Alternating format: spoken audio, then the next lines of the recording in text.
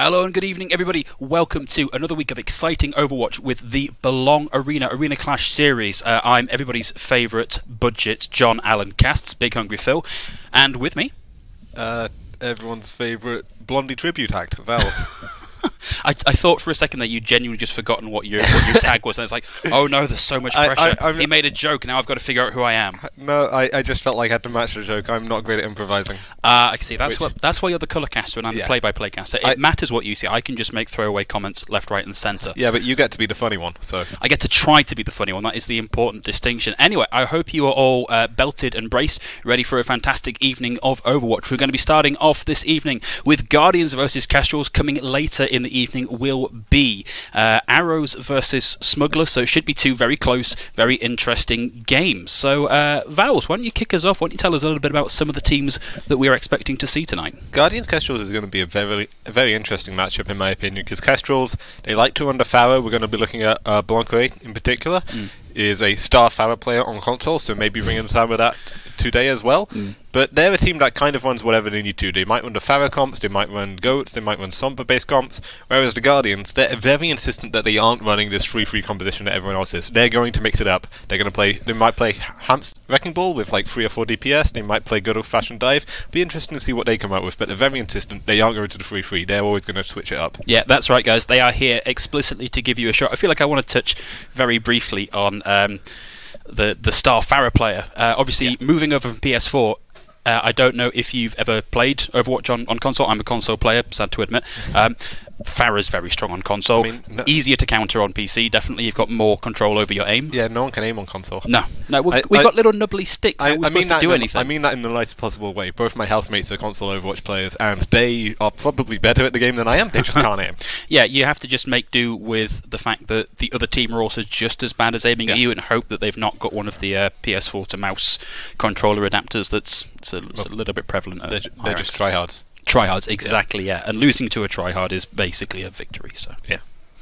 Okay, so let's go over and have a look and see where we stand at this Week 4 Belong Arena Clash Overwatch. Here we are looking at Group 1, and frankly, no surprises. Saints right at the top there. 3 games played, 3 Ws on the board for Saints. 3 games played for everybody in this bracket, and it's fairly evenly distributed. Claymores and Invincibles sitting comfortably at 2, Enigmas and Hunters, followed up by Nighthawks sitting at the lower end of the table. Yeah, Saints being on top really doesn't surprise me. No. Claymores and Invincibles, that's going to be interesting looking at over the next couple of weeks as they try and fight for the second spot in the group. Definitely want to keep an eye on. Yeah, looking forward to Claymores and Invincibles. And, you know, Enigmas Hunters, still some pride to play for, if nothing else. But moving over to Group 2, Spartans, again, not a team that we are surprised to see at the top of the bracket here. They've historically done very well in Arena Clash, and it looks like for this group, struggling to find anything to stop them as we make our way down the table, maybe slightly, in fact, almost exactly as evenly distributed as Group 1. It is in fact exactly as evenly distributed. Again, the Vikings Leviathans, definitely teams to keep an eye on over the next couple of weeks as they try and fight for their second spots. But Spartans, we were expecting them to be one of the strong teams this season. It's no surprise that they're leading up the table. Yeah, and Brawlers down at the bottom there. Unfortunately, console players moving over onto PC, it's always going to be a very difficult job for you to keep up in that environment. But, you know, plucky underdogs, let's not count them out just yet. Group 4, fewer members in this group, and we've got Group 3, thank you very much. We are looking at Group 3. Steelers at the top there with 2 wins. Kestrels at number 2. Interesting to note, though, that Steelers are down a game. So after today's set of matches, we could find them sat at the top of the table above Kestrels. Yeah, it's actually very interesting, these 3rd and 4th groups, where you only have 5 teams, so you start having to factor bye weeks into it. Kestrels and Guardians, obviously going to be our first matchup today. Those teams both have taken a loss, but they're still in contention to lead this group, with Steelers only up there on 2 wins. If Kestrels can edge out over the Guardians today, they will be sitting clear on top. Well, yeah, again, something to look out for. In Group 4, very similar distribution again. Arrows sitting at the top with 2 played and 2 won, but they are a game down compared to second position Swarm, so everything still to play for in this group. Absolutely. I'm not sure if the Swarm play today, but again, Arrows Smugglers, that's going to be our second match of the day. Arrows win that, they're going to be clear top of the group with a 3-0 record, looking really good going into the playoffs potentially. Smugglers, still definitely in contention, but today's a must win. Okay, so looking at who we have online for our first match today, of course, Guardians Kestrels. We've talked a little bit about who to expect or who to keep an eye on. Someone I want to highlight is Scopesy for the side of Kestrels. Scopesy's previously played on Open Division teams, having gone 4-7 with Tabula Rasa in the most recent Open Division. So, you know, quite a bit of experience there. We have been advised to look out for Emery Easton as a DPS player. Now, you won't see Emery Easton on screen because they play with one of the Belong accounts, so keep your eye on the account Belong Cray 1 or Belong Cray 2. That'll be certainly an account to watch. Looking over at Guardians though, these players have a lot of synergy together. Some of them have played on uni teams before. We're going to be looking at the combination of Calica and Tap in particular, but the absolute star players, they're going to be Genji on the Flex DPS, Zyber there on your screen will be playing as Genji in-game, and then Cerbrek as well, taking up the main tank role. Hang on, are they going to be playing as the character Genji, or is their screen name going to be Genji, or is it going to be both? Yes. Okay, good. Glad we've got that cleared up. What's our map pool for today, Vales? What are we looking at first? So we're looking at Lijiang, Gibraltar, Hanamura and Blizzard World will be our four main maps today, and if a tiebreaker is needed, we'll be going to Oasis. So pretty standard format, yeah. 2 controls in there, one of them being the tiebreaker. Lijiang, that's a very fun map. But yeah, one of my favourites. Yeah, just going to skip over Lijiang at first. The one that interests me most is Gibraltar. That's a map that we haven't seen a lot of in like the top tiers of contenders and Overwatch League lately. That's going to be definitely interesting to look at as we go later. It's not a very prevalent goats map, but loading into Lijiang now. Control is very interesting because you can run the goats, but especially on here, Shrine, you can pull out these multiple DPS comps too. I do have a quick question, which is, I've played Lijiang quite a lot. This isn't a variant of the map that you see in Lijiang. This is in fact one of the Nepal maps. So very unusual that we see a Lijiang map played in the Nepal slot, but we are where we are. I've just been handed by our intrepid producer an update on control maps. We are in fact playing the right map. We're going to be starting on Nepal. Absolutely. So our maps for today, disregard what I said, it'll be Nepal, Dorado, Horizon, Umbani, and then Busan will be the tiebreaker. But right now, loading into Shrine, Nepal as our first map. Yeah, and we've actually got 2-2-2 coming out for both sides here. Cerbrek and Veniscus mirroring each other, but Genji there with an early kill. Genji on the Hanzo, weirdly finding Belong Cray 01. We did say to watch out for him, immediately taken out of the fight. We've got a nice angle here from Tap on the right hand side, just looking to try and get a few shots in, already quite a long way, and Genji with a huge headshot onto Cringe, and the follow-up with the Storm Arrow onto the Incry. That is surely going to send the Kestrels right the way back. You don't want to be in that fight, and it is clean up with the Mercy going down right at the end. In fact, active Mercy on Mercy, surprisingly. Yeah. One Genji, one Shimada brother just as good as the other, and Genji already living up to the reputation we thought. We thought he was going to be one of the great players coming into this, and cleaning up on the Hanzo in the very first fight. Pretty good start. He's already going to have to Dragon Strike online. Yeah, and that's going to be really difficult for Kestrels to walk into here. They don't want to walk directly into the line of fire of that Dragon Strike unless they know for a fact they've got a way to counter it. But there's no D.Va online, so they're not going to be able to eat that if they were to get in close enough. Here it goes, right through the middle of them. Doesn't get anyone, does force them all off into a slightly more painful position for them. Sadly, nothing coming out of that, but it does buy enough space for Tap to get in and take Belong Cray. Immediately rezzed back into the fight. So we have had a bit invested here to Guardians for not really a huge amount of payload, but Genji again and Belong Cray, Tap taking out Belong Cray again. They are finding it very, very hard to come in and actually deal with DPS threats from Guardians. Kestrels may want to think about swapping things up here. Absolutely. Guardians have had the hard read on Kestrels here. They know that Belong Cray is really proficient on that Farah, so Tap coming straight out on the McCree, tapping away at the lady in the sky. Indeed. I do want to highlight Cerbrek though. Farmed up a pretty quick Hush Shadow there and got it on the backline while everyone was focused on Tap in the background.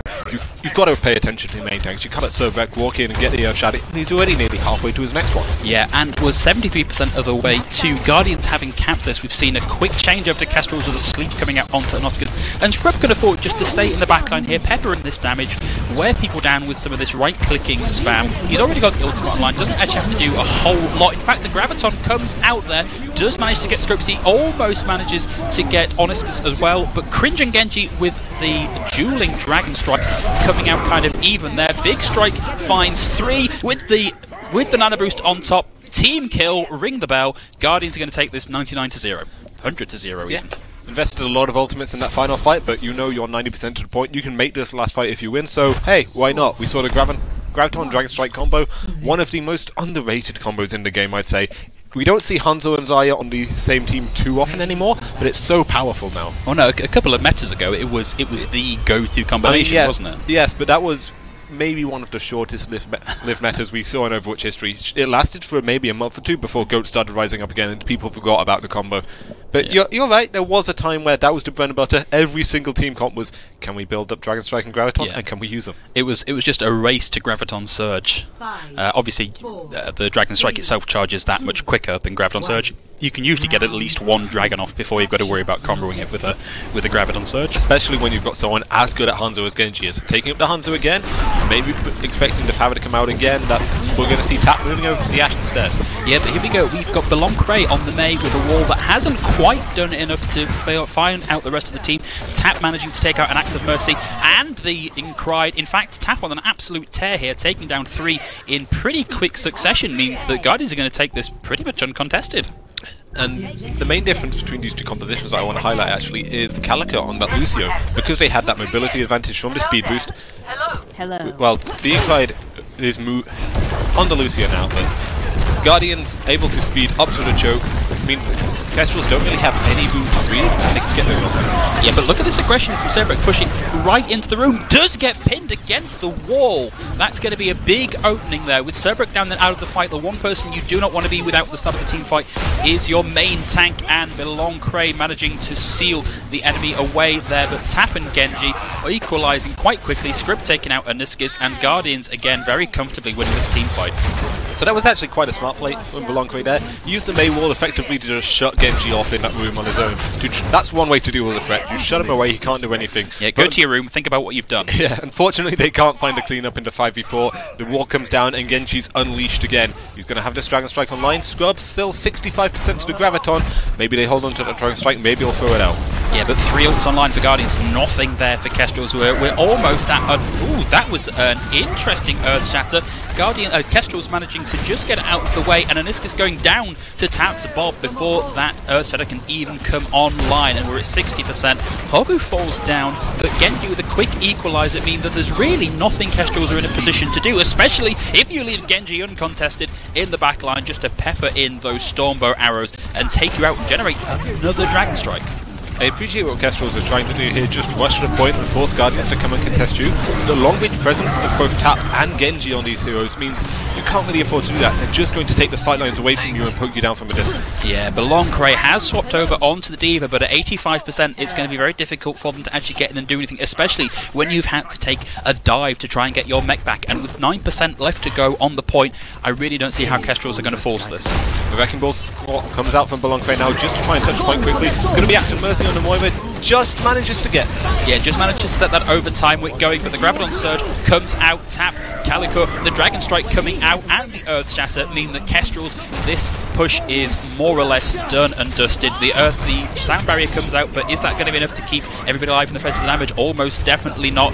It's a valiant effort from the Incride trying to get back in and keep the overtime ticker alive, but that is going to be Guardians taking Nepal 2-0. Yeah, great show. Obviously, we talked about how dominant Genji and Tap looked on those DPS heroes, and it is nice to actually see DPS heroes. So that's something I appreciate about doing Arena Clash. We don't see it too often, and maybe the highest levels, but here there's plenty of opportunities for players like Genji and Tap to shine.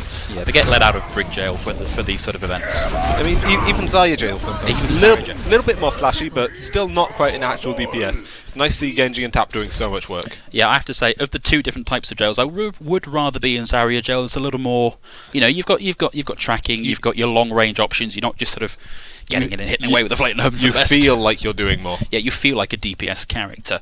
Yeah. So, in your mind, what was the key difference there? What was so dominant about Guardian's performance that Kestrel struggled to even get a foot on the point? I feel like a lot of it came down to Cerberus on the main tank. He was such a great force on that Reinhardt especially. Didn't give any kind of breathing room over to Kestrels, and that's why we saw Tap and Genji doing so well, because they had all the space they wanted. They could take any sightline they wanted, any off angle they wanted in the backline, because there was no way the Kestrels could even get past Cerberus.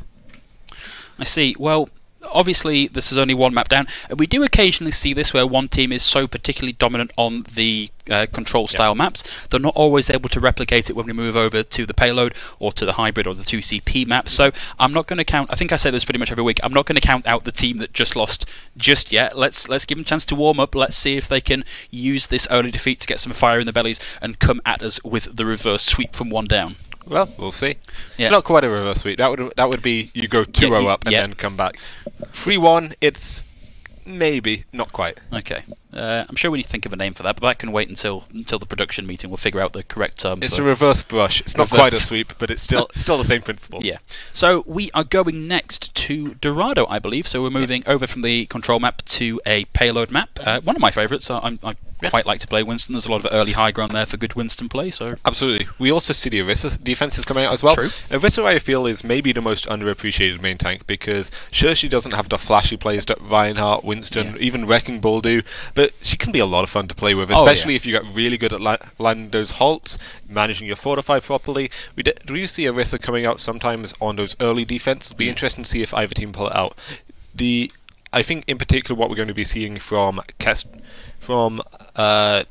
Kestrels, if they pull out the Ghost composition again, teams like to go for a really early hold in there. You hold right on the first corner, and then you can fit in 2, even 3 fights on the first point. But it'll be interesting to see. Yeah, obviously a much harder position to hold on defense when you consider how quick the respawn is going to come in for the attacking side. Definitely. But they've got to be, the Goats matchup. If they are a very, very strong Goats team on the defense here, it can just be so suffocating to be continuously held at that first corner. Yeah, it's defensive positioning as well. If you just hold tight on that first corner by the red building and just force teams to try and push into you around the corner, well, they've either got to try and push into you around the corner and you get so much free cleave damage because you've got the superior sight lines, or they've got to go for a suboptimal flank route and you can just stuff them in a choke there. Well, we have actually now got a defensive lineup to look at.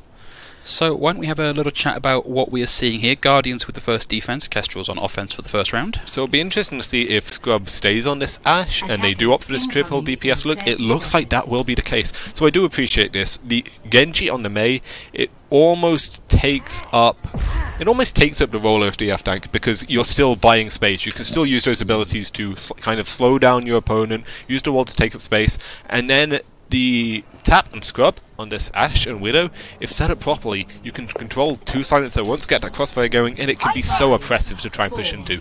Tap in particular, we saw him on the McCree and Ashe, we know he's a great hit scan presence. Okay, Kestrels now having locked in their initial defense there. Early shot coming out, forcing tap off the point just to buy a little bit of space. And we see Kestrels coming around the corner. Scopesy with an early kill onto Genji. It's a nice opening into this team fight. They've got to try, and there we go. They said they've got to try and take out the Mercy to mitigate that res, but the res comes right back in Hogu, getting Genji back. And we're seeing Tap pressured by Genji, but Belong Cray getting taken out. Belong Cray taking out Tap is again a really, really good early pick here from Kestrels. Kestrels looking a lot more confident than we saw in the control map, certainly making a lot of early progress here. Well, control can be so easy to snowball if you just have that first fight advantage, and that's what we saw both times. Now on more even footing here on the Vado, it doesn't surprise me if Kestrels look a bit stronger. I do like a really nice pick. Yeah, really nice positioning from Scrub, getting right into the back line, throwing that TNT down. You can see already 65% of the way to the ultimate. And Genji is going to be looking just to buy a little more space for his team. You do not want to press into that endothermic blaster because it will slow you right down and make you such an easy target for follow-up from your team. And this archway that the Kestrels have to try and push through is almost perfectly Mei wall size as well. You have to commit so many resources just to get through. That's a lovely pick onto the right in the back. Yeah, taking out the Ana is going to be, that's going to put the brakes on for Kestrels. You do not want to go in, but we have had Primal Rage committed by Cerbrick. Fell very, very low in the fight there and went to try and Primal Rage out of it, but stayed there too long, taken out by Cringe with the high energy. Lots of ultimates starting to come alive for both teams, but key here, watch out for Genji's Blizzard. That on top of all of the damage. Oh, and we've got the wall separating Aniskis, and an active Mercy off from the rest of the team allows Genji to get a quick 2 with a bit of help from Calico, and to be fair, for one ultimate invested, that's a pretty good result on that team fight. Absolutely. Cerbrick went a little bit too far. Even if you've got 1,000 health on a primal, you've got to pay respect to Cringe on a side charge Zarya. Yeah, it's 1,000 health, not infinite health. Yeah, it's really smart though by Genji on that Mei pick. Yeah, just throw down the wall, you get 2 picks. It forces the sound barrier out from an Act of Mercy as well to try and keep himself and Aniscus alive. So, great investment. And now we're seeing Tap putting up the Infosight so you know exactly where everyone is. Infosight and, in fact, Bob on the field, and Kestrel's opting not to commit any ults yet. So if they come into this next fight, they've only got to deal with the Transcendence, but they are cleaning up in the meantime. Guardians sending Kestrel's right the way back to spawn, but with nearly a full complement of ults for Kestrel's, this could absolutely be the fight. I think watch out in particular for the nano-boosted Genji Dragonblade. That's going to be a key opener in this fight. The key here is going to be the Nanoblade, of course, but it's going to be Inkride having to land a Biotic Nade here, because Kalika's got the Transcendence online. That's a great counter to the Nanoblade, but if the Inkride can get off a great Biotic Nade in turn, that's going to negate the Transcendence. You've got to watch the Ana positioning in this fight. Yeah, you've got to watch just your supports in general. So much in this team fight depends on either of those abilities getting in the right position. The Mei wall is down, the Inkride falling very, very low, and in fact falling out Cerberek with really good target focus, and we see the Cringe chasing Cerberek right the way out and not able to keep their own tank alive, and Kestrels now have less than a minute, and this payload is only just around the corner. Kestrel's only investing the Infosight into that fight. They still have that great Nanoblade combo and the Graviton and Nerve Shadow up. Cerberek gets slapped in the back. This could be a huge stagger if they pull it off. Yeah, they've got to get in and do it now. We see the point of view of the Sleeping Winston, not something you often see in Overwatch observing, but nice to know exactly what he's dealing with at the minute. But again, Genji has another Blizzard, and that is going to absolutely, completely shut down this Nanoblade if it comes in time. And Belancre gets staggered, and an Act of Mercy with only 15 seconds left. This is looking dire for the Kestrels. Yeah, and the Graviton Surge with a Bob in over the top. Bob gets in. Genji with the Blizzard means there are now only 8 seconds, and we've got the Primal Rage. Cerberek does get shattered, but with the wall of the Primal Rage, it's going to be so difficult with 1 second left. Is the overtime? Yeah, the overtimer wick does get picked, but there is nobody left alive for Kestrels, and Guardians manage to hold Kestrels right at the archway. So Guardians do not have a lot to do on their attack phase. No, Kestrels held on to that Nanoblade combo for so long, looking for the perfect opportunity that never came. Because the Guardians were so preemptive, especially Cerberek on that Winston, constantly in the backline, putting pressure on the Inkride. Kestrels, you needed to try and make something happen. You can't just keep holding out for the perfect opportunity, because against a main tank like Cerberek, you're never going to get it. You need to make do with what they give you. Yeah, you cannot afford to let the perfect be the enemy of the good. Sometimes you've just got to settle for a couple of key picks rather than getting that nice big tasty team wipe that I feel the Kestrels were going for by holding on to that Nanoblade combo. But still, stranger things have happened. I have seen matches where this sort of payload distance has not been enough for the team to get a win. So if Kestrels pull out a truly miraculous hold here, truly miraculous very early hold, then they could still take this map, but it's going to be difficult, I'm not going to lie. So it looks like Guardians on no offense. It's still early days. They've got over 30 seconds left to pick, but it looks like they're going to be going for a pirate ship strategy. And it's really important for the Kestrels now. They obviously don't know what the Guardians are going to run, but if they don't have an early hold going here and they let that Bastion get set up, then it may as well be game over. Especially combining with Genji on the Symmetra as well is an interesting pick, but most importantly to me is it's Tap on the Sombra. He's going to be getting in the backline, wreaking havoc, taking pressure away from the pirate ship setup.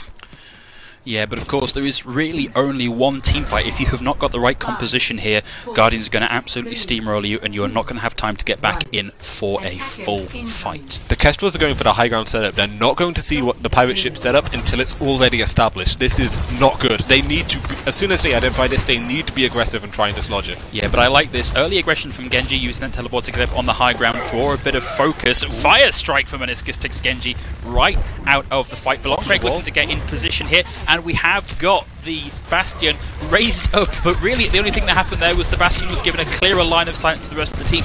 A big anti-nade followed by Tap taking out 2 means that even with that res, this is really pretty much all over if you're the Kestrels. And I feel like Scrub on the Bastion was almost a distraction because they saw Tap getting in the backline, takes out the Reinhardt and stops the res as well. It's going to be a little bit of a stall now from Belancre on this lane, just trying to drag up the time bank for as long as they can, but they're going to be shut down. And I don't think anyone from Kestrels can dare. We're going to see the Wrecking Ball swap come out, might just be able to touch. Yeah, but very, very little space left to go. In fact, as we say, the timer ticks down and Guardians take map number 2, and you know, they're looking pretty dominant here. It was very smart there from Guardians, knowing that they only have a little bit to go. They only need to win one fight, really. I'm going to stop you there because I appreciate a good Bob play of the game, which I think is what we're about to see here from Scrub. Wait for it. Wait for it. Okay, there's Bob. With a follow-up from the Bob. But he did nothing! Bob did nothing in that fight. Sorry, Vowels. What were you saying before I Bob-stracted you? It doesn't matter. It doesn't matter. It pales in comparison to Bob. Yeah, well, you know, at least he turned up. He might have been slightly late, and they still won the team fight. So he was just happy to be here. Bob gets a participation medal today. Yeah.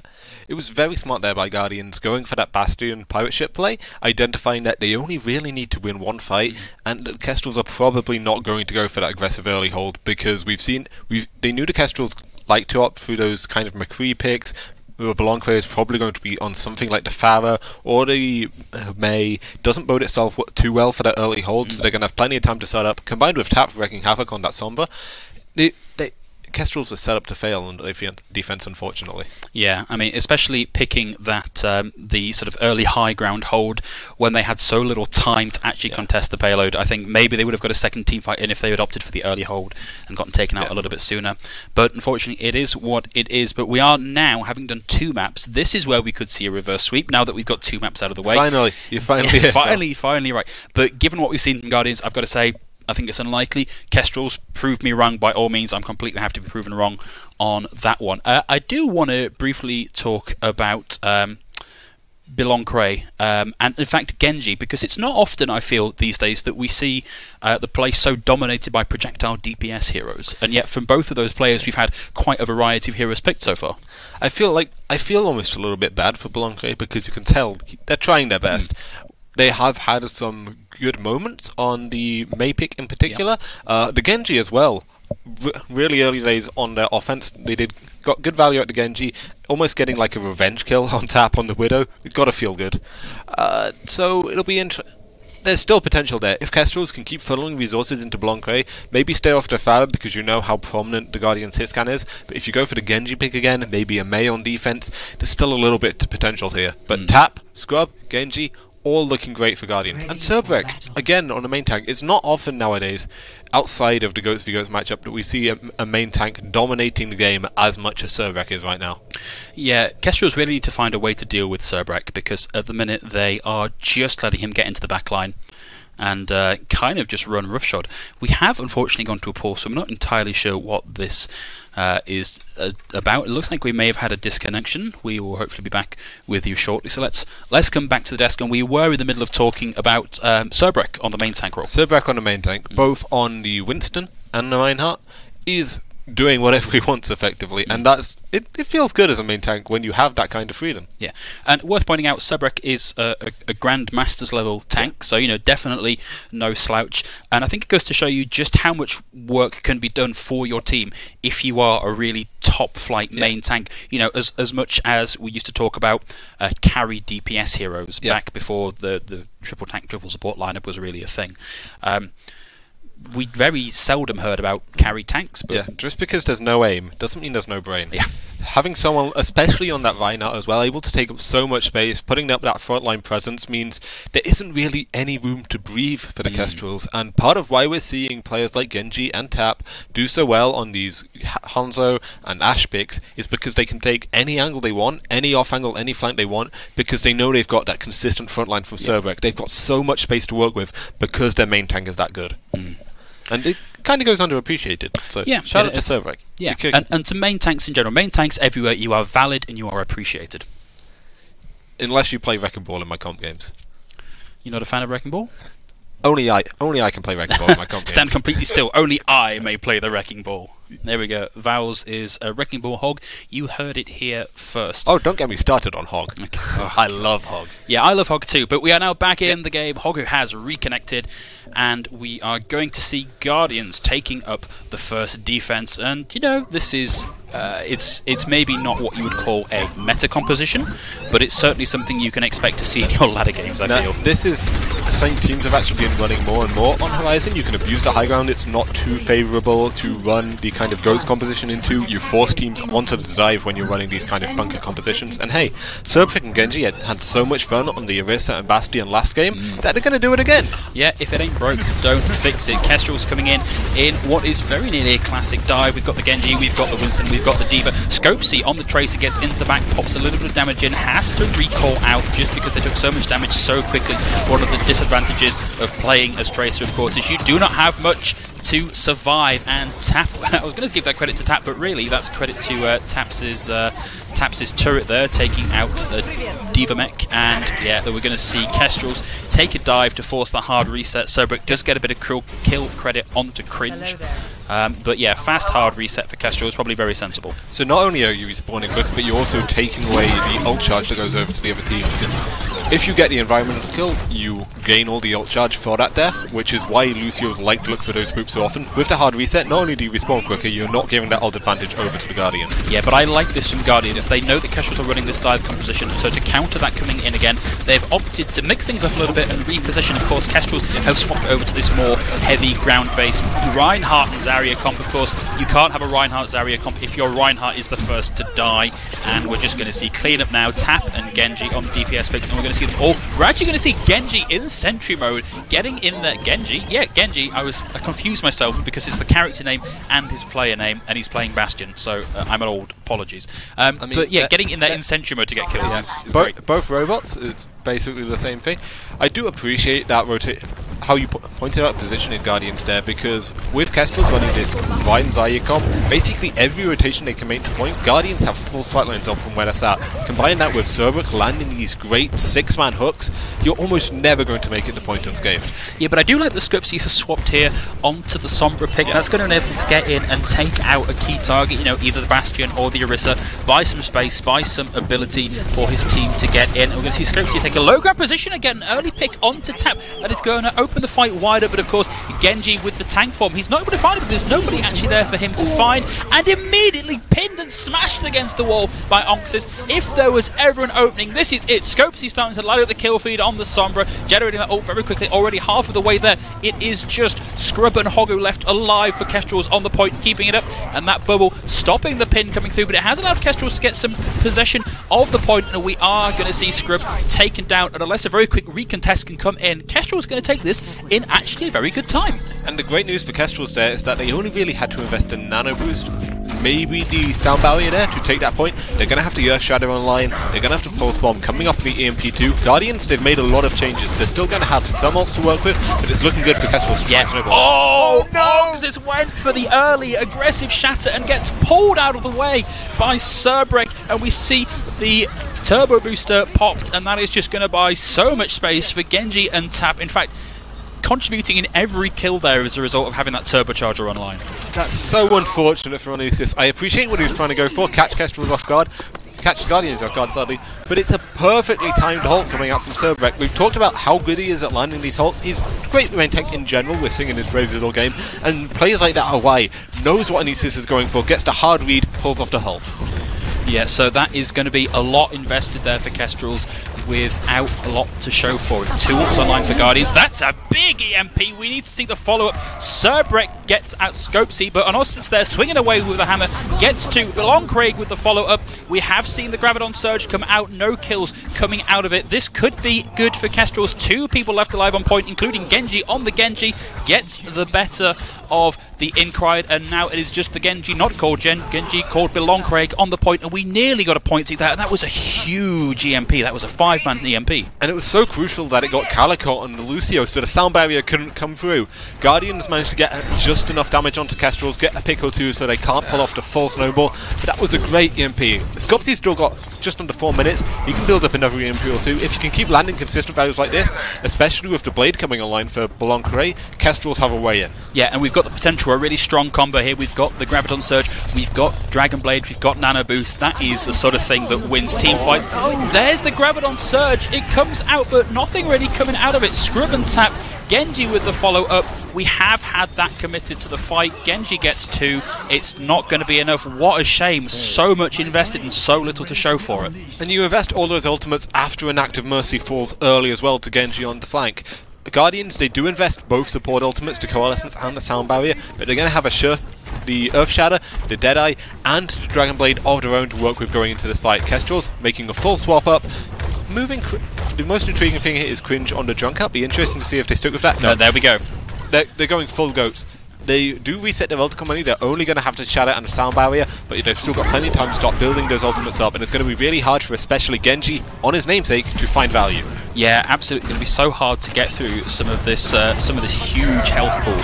There's the Earth Shatter comes in, not able to find anything particularly. We've got the... Oh, that was such a good dive there. Tap managing to find the D-Mech though.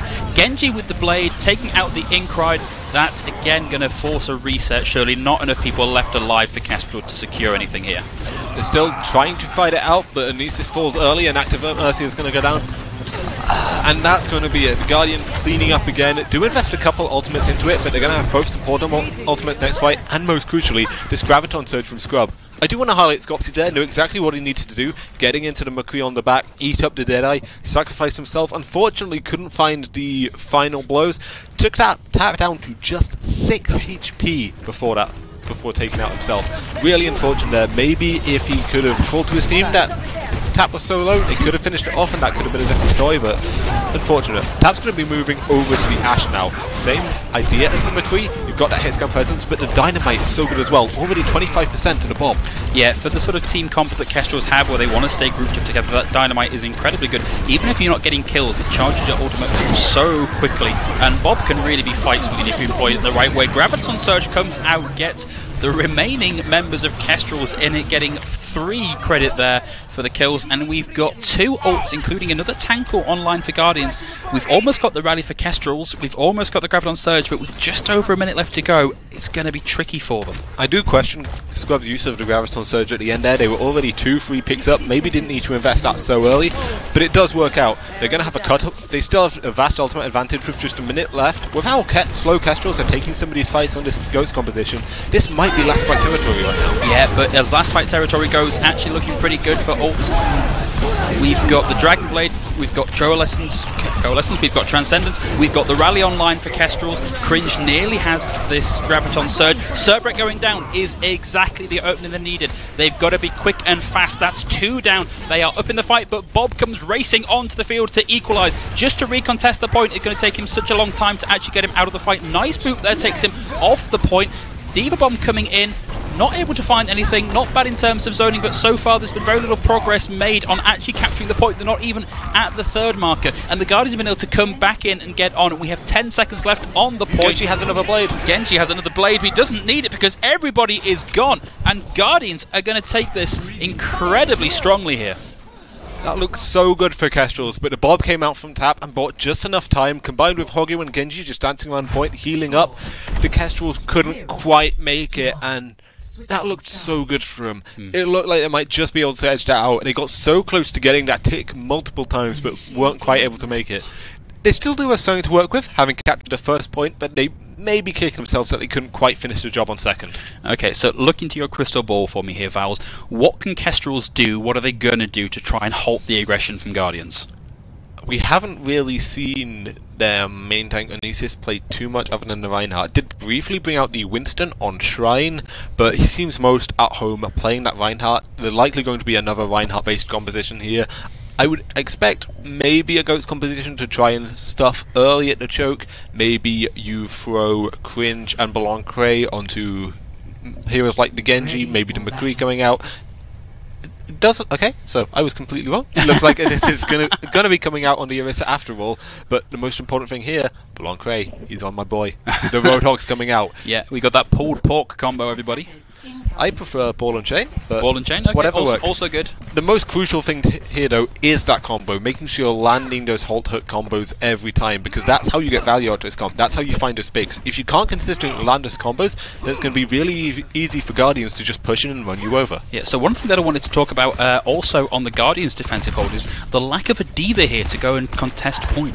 Is that a potential shortcoming for Kestrels here? Definitely. You do have a little bit of mobility with Scopsy on that Hunter. He can wall climb up and down. Inkride can jump up and down, jump around, but I definitely would have preferred to see the D.Va as well, not only for the contest, but just the kind of flexibility. And Defense Matrix, even after the recent changes, still such a strong ability. You can almost never go wrong introducing a D.Va to your competition. No, certainly a real mainstay. We've got Tap in the back on the Widow, looking to get those taps onto the heads of his enemy, looking to go into the 1v1 sniper duel against Scopesy. Obviously a little bit of advantage there for Tap, and Tap finds the main tank, and this is going down. Genji on the Genji, taking out Scopesy on the Hanzo. I'm losing track of who is who because of the similarities of names here, but Tap is just sat in the back, more or less uncontested. Yes, Belong Craig has managed to get an equalizer, but is that going to be enough? I sincerely doubt it, because Genji is on an absolute tear here. 3 in the kill feed, and just under a minute to capture. It looked like Kestrels might have been able to pull that off early. It was a perfect timed hook from Anisis to disrupt the dive coming out from Guardians, and they managed to demech Scrub as well. But yeah, Tap uncontested in the backline, combined with Genji, they just wreak havoc, and Cerbrek doing a lot of great work as well. Look at all these ultimates coming online for Guardians now. The furthest away is going to be Scrub, only 30% to that self-destruct getting demeched, but they have just about everything else coming online. Yeah, and they've got nearly 7 minutes to do it, and we have had a couple of swaps. Kestrels, Belong Cray, finally let it pick onto Hoggy, but Tap gets the equalizer pretty quickly, and Cerbrek with the melee kill onto the Mercy. And Niscus up on the high ground doing their best to just try and stave off some of this damage, has had to come down to the point to contest, and Cerbrek is there to fire that tip cannon into the back. He does get found by the Roadhog, but the Roadhog taking the Discord Orb falls so quickly. They've only got to get this 1 point. Dragonblade didn't even need committing. It's popped at the end for fireworks, but Guardians are now 3-0 in the series. Unfortunately, we're out of reverse sweep territory. There is going to be the win for Guardians, and we talked about them at the start of the show. I just want to highlight the synergy between Cerbrek and Genji. Obviously, it's most prominent when they're running the Genji and Winston, having that dive synergy, but no matter what they run, they always have perfect target focus together. Always looking at the same target, quickly bursting them down, and Kestrels just can't react on time. Ooh, and a nice pin at the end of that play of the game there. Yeah, we probably can talk about Cerbrek too much, but he's doing so much to enable everything else that his team is doing that it's kind of hard not to talk about It's still early days. We do have a map to go, but if I had to name an MVP for this matchup now, it would be Cerbrek. Yeah. Credit where credit's due to the Kestrels main tank Anisis. He's trying his best, but Cerbrek's just looking so dominant, especially in the Reinhardt matchup, and that's why Guardians are finding so much value, because again, they just have so much space to work with all the time. And this is the thing that we talked about earlier on, is raw SR is not the best measure of a player ability, but it gives you a reasonable indicator. As we were talking about Cerbrek being a Grandmaster level tank, Aniskis is doing a lot of good work, and they are a Diamond level tank. And so to be running toe-to-toe with Cerbrek is still pretty good going, but you can start to see just the mechanical and the experience advantage that Cerbrek has is allowing them to get the advantage in that, and losing your main tank, being down in the tank v tank fight is never a good position to be in. Absolutely. It does also help the Guardians that they have that established synergy before, not only playing in Arena Clash together, but playing in games, playing in uni games together. They have that pre-established synergy. Yeah. They know exactly how to work together, and you can definitely see it in their play. We talked about Cerbrek and Genji working together, but in general, the entire team's constantly on the same page. And when you're led by a strong main tank like Cerbrek, and you do have that established synergy where everyone knows exactly what to do, it can be really hard to try and break past that. It can. There is only so far that raw mechanical power will get you, and I kind of think raw mechanical power will get you maybe as high as Diamond, and above that, that's where you start to see teamwork and synergy really start to pay dividends. Well, speaking of diamonds, we're going to what I'm now dubbing the Diamond City. Don't know if it's ever been called that before. Are you just calling it the Diamond City so that your segue made sense, Foles? Okay, so moving into Numbani. I like Numbani as well. It's a very pretty map. It is. It's a lovely map. It's nice and sunny. It's certainly a lot cheerier than the cold, sterile Horizon Lunar Colony that we saw in the previous map. Kestrels running the defense here. You'll notice we have swapped colours. Kestrels now playing the blue, Guardians over on the red, opting to attack first. Kestrels, it looks like we're still waiting for a pick there. Belong Cray having not actually decided what they're going to be running. Everything else, I think, makes a certain amount of sense. We've got 2 dive tanks, we've got dive DPS in the form of Scopesy on the Tracer. Still need to see what the complement is going to be here. In fact, it's going to be the Lucio, just trying to get a point of time. It's interesting how Kestrels are mixing things up. We're seeing the Ink Ride Foam Lead support moving over to that off-tank role on the Diva now. Beloncre moving over to the Lucio. They know what they haven't been doing hasn't been working. They're trying to change it up and see it as something that works. But Guardians going to tried and true. They're going to pull out the goats again. Yeah. But, you know, Beloncre on the Lucio. Lucio is a duelist of a character. You know, a really mechanically good Lucio can get the best of a lot of other characters in the game. Cerbrick on the Reinhardt getting in and swinging against Kestrels, opting for this high ground rotation, but an early boop there sends 2 boops, sending Hoggo and Cerbrick down to the depths. Genji secures the D-Mech onto the Ink Ride, but it's still looking pretty good for the Kestrels here. 2 up in this fight on the... look at this Lucio v Lucio fight. Beloncre abandoning that to come and get involved with the rest of the team. Scopesy with the security kill onto back. In fact, look at this. This is such a good pick. Why were we not playing Beloncre on the Lucio previously? Because he's doing so much to facilitate his team. And that's maybe the best Kestrels looked game. Playing this dive composition with Cringe in the back on the McCree, just tapping heads. Looks really good on that fight. Obviously the double boop at the start helps, but Beloncre, you highlighted him well, doing really well. And Anisis, 80% to the primal, putting in a lot of work himself. Yeah, this is probably the most even we've seen them look so far. Particularly Aniscus, I think, as you mentioned. Aniscus already has the ultimate. Beloncre coming in with another boop, not managing to quite get anybody yet, almost gets booped off himself. The Ink Ride with the follow-up, taking Cerbrick out of the fight, and there's the Primal Rage from Aniscus. We're on board with Beloncre going streaming back into the fight. The Ink Ride has the self-destruct. No need to use it yet because they have pretty much forced the Guardians back off. In fact, forcing a couple of swaps for Guardians now. And now Guardians, they had 2 attempts with the Goats composition. Nubani first point is one of the hardest points to play Goats into because the high ground is so important. The mobility of these dive compositions can just abuse you, and that's why we're going to see some swaps up. We're going to see... It's an interesting tank line. Winston's Aya, we don't see it too much, but Scrub is 90% to the Graviton, maybe doesn't want to throw it away yet. Tap already 46% on that Infrasight, doing so much early work on the Widow. Hasn't secured a pick, but he's definitely demanding these sightlines away from Kestrels. Yeah, and being very close to the sound barrier for Calico is also going to be very important for withstanding some of the ultimates that are going to be coming in for Kestrels. Huge! Aniscus taking out Calico with the sound barrier online. Graviton Surge comes out for Scrub. We had Genji looking for it, sadly too late to the party there. High Noon right in the back finds Hoggo. Hoggo down out of the fight. No res. The Diva Bomb coming in, not going to find anything but the Increed just with the regular old kill there with a Bunny Blaster onto Scrub. Kestrels managed to hold on to the point for another team fight. We're seeing the Incry following up with Onxis, able to take Genji out of the fight on the Pharah just to stagger things out a little bit more. Okay, so there we go. Scrub, after using that Graviton, unfortunately didn't find too much value because of Beloncre's Lucio's sound barrier. We're now going to see him moving over to the Diva, so a little bit more standard. It is looking good for Guardians though. They only have a minute left, but they've got the sound barrier and, most importantly, this barrage online, and there's nothing really for the Kestrels to go against it. If they can build up to this primal early, maybe they have an advantage, but Cerbrick gets taken down! Ooh, that's going to be big again with a minute left on the point, and the sound barrier comes out. It has bought a bit of space for Genji to get in and get a kill, taking out Beloncre. Scopesy with the pulse pump, but Aniscus is still alive, flailing those big gorilla arms, buying space, taking out Tap, buying space for an active Mercy to bring Beloncre back into the fight, and Kestrels are going to hold on to this again. And now it's starting to get desperation time for Guardians. You invested a barrage, you managed to get 1.5 kills with the D-Mech as well, but you can't actually follow up. And this nasty stagger onto Scrub. Only 30 seconds left. Scrub is still coming back from spawn. And now, Cringe has the Deadeye. They're gonna come up on the sound barrier, the self-destruct in this fight. There's a lot of tools for Kestrel still to work with on our last defense. Yeah, and the Guardians have swapped. Tap moving over to the Kree, Genji moving once more onto his namesake. They're not going to have DPS ults to play with. They've got 10 seconds, so these need to be some of the quickest charging ultimates in the game, or some of the best mechanical, just raw vanilla kills with these characters we have seen in a long time. Cringe in the back line gets booped right out of the way, getting nothing out of that Deadeye, but in the meantime, Incride manages to get the self-destruct, fires it in the back, not able to find anything, but in the meantime, Genji taking out Cringe, Scopesy secures the D-Mech, Onyxis takes out Tap with just the melee kill, and we, I think, may be very close to seeing a full hold as Scopesy fires both barrels into the Mercy, mid-res, overtime wick. We have just got the Winston jumping back into the point for Cerbrick, but is not going to be enough as Kestrels full hold Guardians. Where was this Kestrels on Horizon? Where was this Kestrels on Novato? They make some last-minute changes because they know they need to be doing something different, and it works. A full hold means that they cannot lose this map now. They only need to secure a tick on offense to win it. So, at best, Guardians are going to be walking away from this 4-1. 3-0, Kestrels at least have some pride. They aren't going to be fully swept.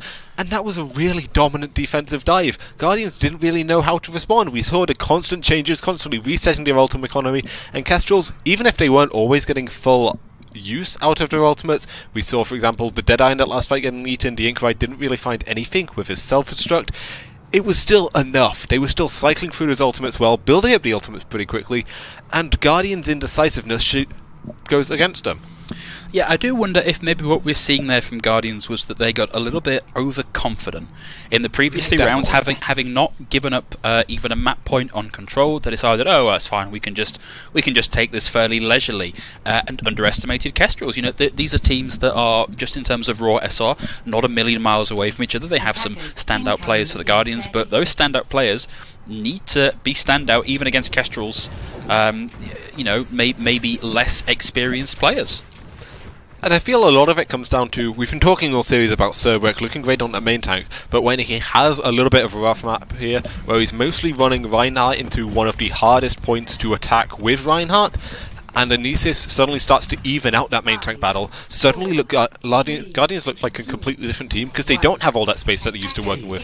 We're going to see them running this Orisa-based Treehouse comp again, look for these halt hit combos with Scrub on that Roadhog, but the Moira Zen support through, and that really interests me, because sure, Moira's got a lot of healing, but it's not quite as much as you'd really see if you ran the Mercy here. Yeah, slightly staggered dive coming in from Kestrels, and Anisis falls very, very low, but the Inkrite coming right back in with that defense matrix to keep them alive in the fight. Cringe on the point on the Sombra, looking to just buy a little bit of attention, has forced a number of the Guardians onto the low ground, which is huge value when you consider there's not really been an awful lot invested. Beloncre on the Pharah is not completely uncontested, but Guardians able to just, in fact, Tap able to pretty much single-handedly clean up this team fight and force Kestrels to come at this again. Just tapping away on the Kestrels characters. Tap, tap, tap.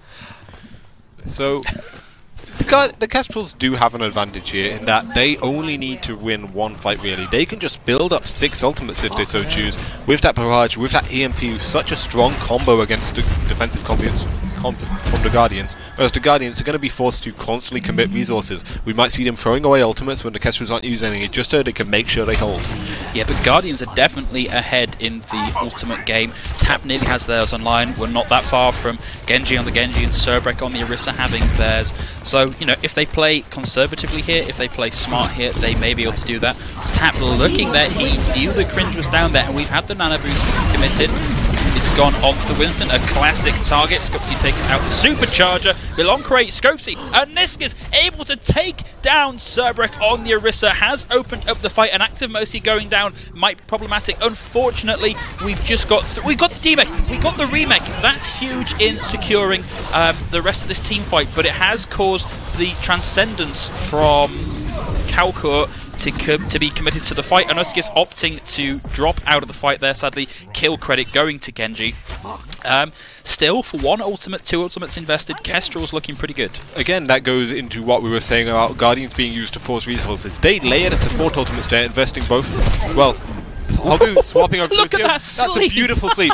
What it comes down to is Guardians don't have any support ultimates right now, and the Kestrels, they're going to have to barrage, they're going to have to self-struct, they're coming up on the EMP, and that's a lovely pick onto Hogu. That is exactly the opening you wanted. There's the barrage, but immediately taken down by Genji, and Tap has the Dragon Strike online, ready to go, leaps into the backline. The Inkrite has the Diva Bomb self-destruct, ready to go. Are they going to keep it? There's the EMP. EMP only finds Scrub. Diva Bomb not coming in over the top.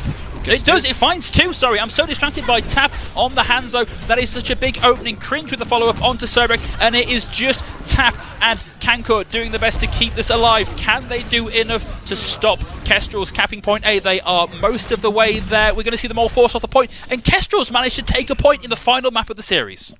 It looked a little bit dicey early there for Kestrels. They invested the barrage maybe a little bit too early, didn't really get any value. The EMP came through, but Zen was just out of range, so they couldn't get that immediate kill. But they just have so many ultimates, and they dump it all down. And it's great work zoning away Tap, who, when you give Tap space, he's so deadly, as we're seeing in this play of the game. But Tap was nowhere to be seen in that final fight because the Kestrel did a great job of zoning him away, so he couldn't find that value. We saw where he was when he was finally killed, halfway down the main street, nowhere near the point, and it's a great cleanup. Yeah, and it's really good to see Kestrels come roaring back. It's a shame that was not slightly earlier on in the series where we could have seen this maybe go all the way to the map 5, but I think if you're the Kestrels right now, you've got to be feeling pretty good about having taken Numbani, and taking Numbani on the back of a full hold on your defensive phase has got to feel great. Absolutely. Completely changed it up for Kestrels, and it worked, so maybe this is the lineup we'll see from him in the future. Running Beloncre on the Lucio, Inkride on the Diva. Obviously, maybe it's just a Numbani strat because of how strong Dive can be as opposed to other maps. But it was definitely what they looked most comfortable in, at least. Yeah, absolutely. And I think you can't underestimate the impact that Beloncre was having on the Lucio. And Lucio is such a playmaking character. Absolutely. Just in terms of enabling aggression, enabling you to back out of a team fight. And what we saw Beloncre doing, which I love to see, is this aggressive style of Lucio where you ride the wall in a high position, swoop down, and get a couple of kills with your Sound Blaster at the end. Yeah, it's classic stuff. Reddit Lucio, I believe the term is. Yeah. You go through all those 2,000 upvotes clips that are going to hit the front page because you rode across the universe and got a 5k boop. Yeah. It's how I attempt to play Lucio. Yeah, attempt being the key word. It's playmaking. Playmaking is important, and I think giving Beloncre the support that they needed there to actually get in and be that playmaking Lucio it's not the only component that we saw them take that map on the back of, but certainly a big help. And it was the tank duo as well. The Inkride and Anisius looked so comfortable on that dive duo as well, perfectly in sync, and yeah, looked really good. We are going to be throwing to a quick break now. Have ourselves a little bit of a snack, fuel up, and then we'll be heading into our next game. We will have the Arrows versus the Smugglers as our second match of the day.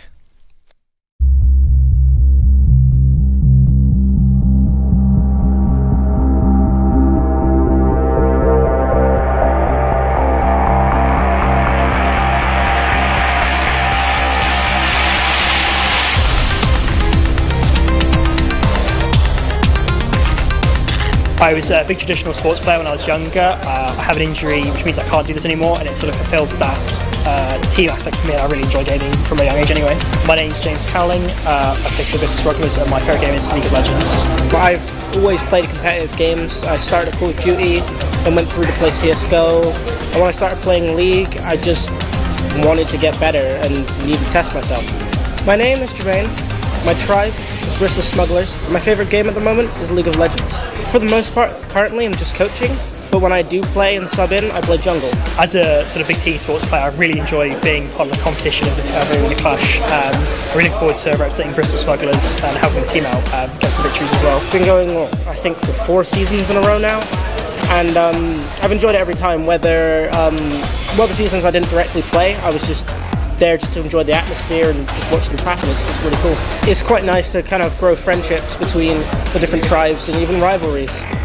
You come down, you'll meet some really nice people who are easy to talk to, similar sort of interests, which you don't always get to meet up to at sort of school and standard activities. So just come down and enjoy yourself. It's the most important thing.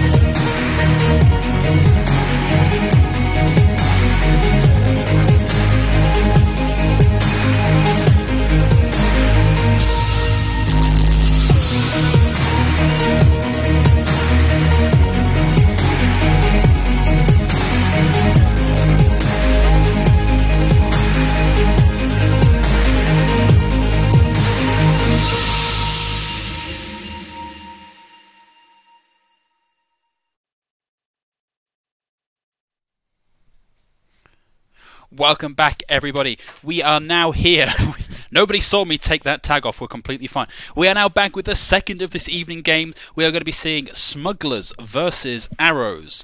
So, unfortunately, we don't have a lot of sort of personal information and anecdotes that we would normally have about these teams. We have a bit of an expectation going in based on SR. Vowels, why don't you tell us a little bit about what we're looking for in this map? So Arrows, I think, might be the stronger team here. Obviously, it's a little bit based on the ladder play and where they are in the standings. The main player I want to highlight, especially for the Arrows, is going to be Kali. Plays a lot of flex support on ladder, very good at it, up in that Grandmaster tier. So maybe fancies himself a little bit of a Jonak. That might be the star player to watch out for the Arrows today. Yeah, so obviously quite a range of SRs on board for Arrows. Smugglers are a lot flatter as a team in terms of where their SR range is.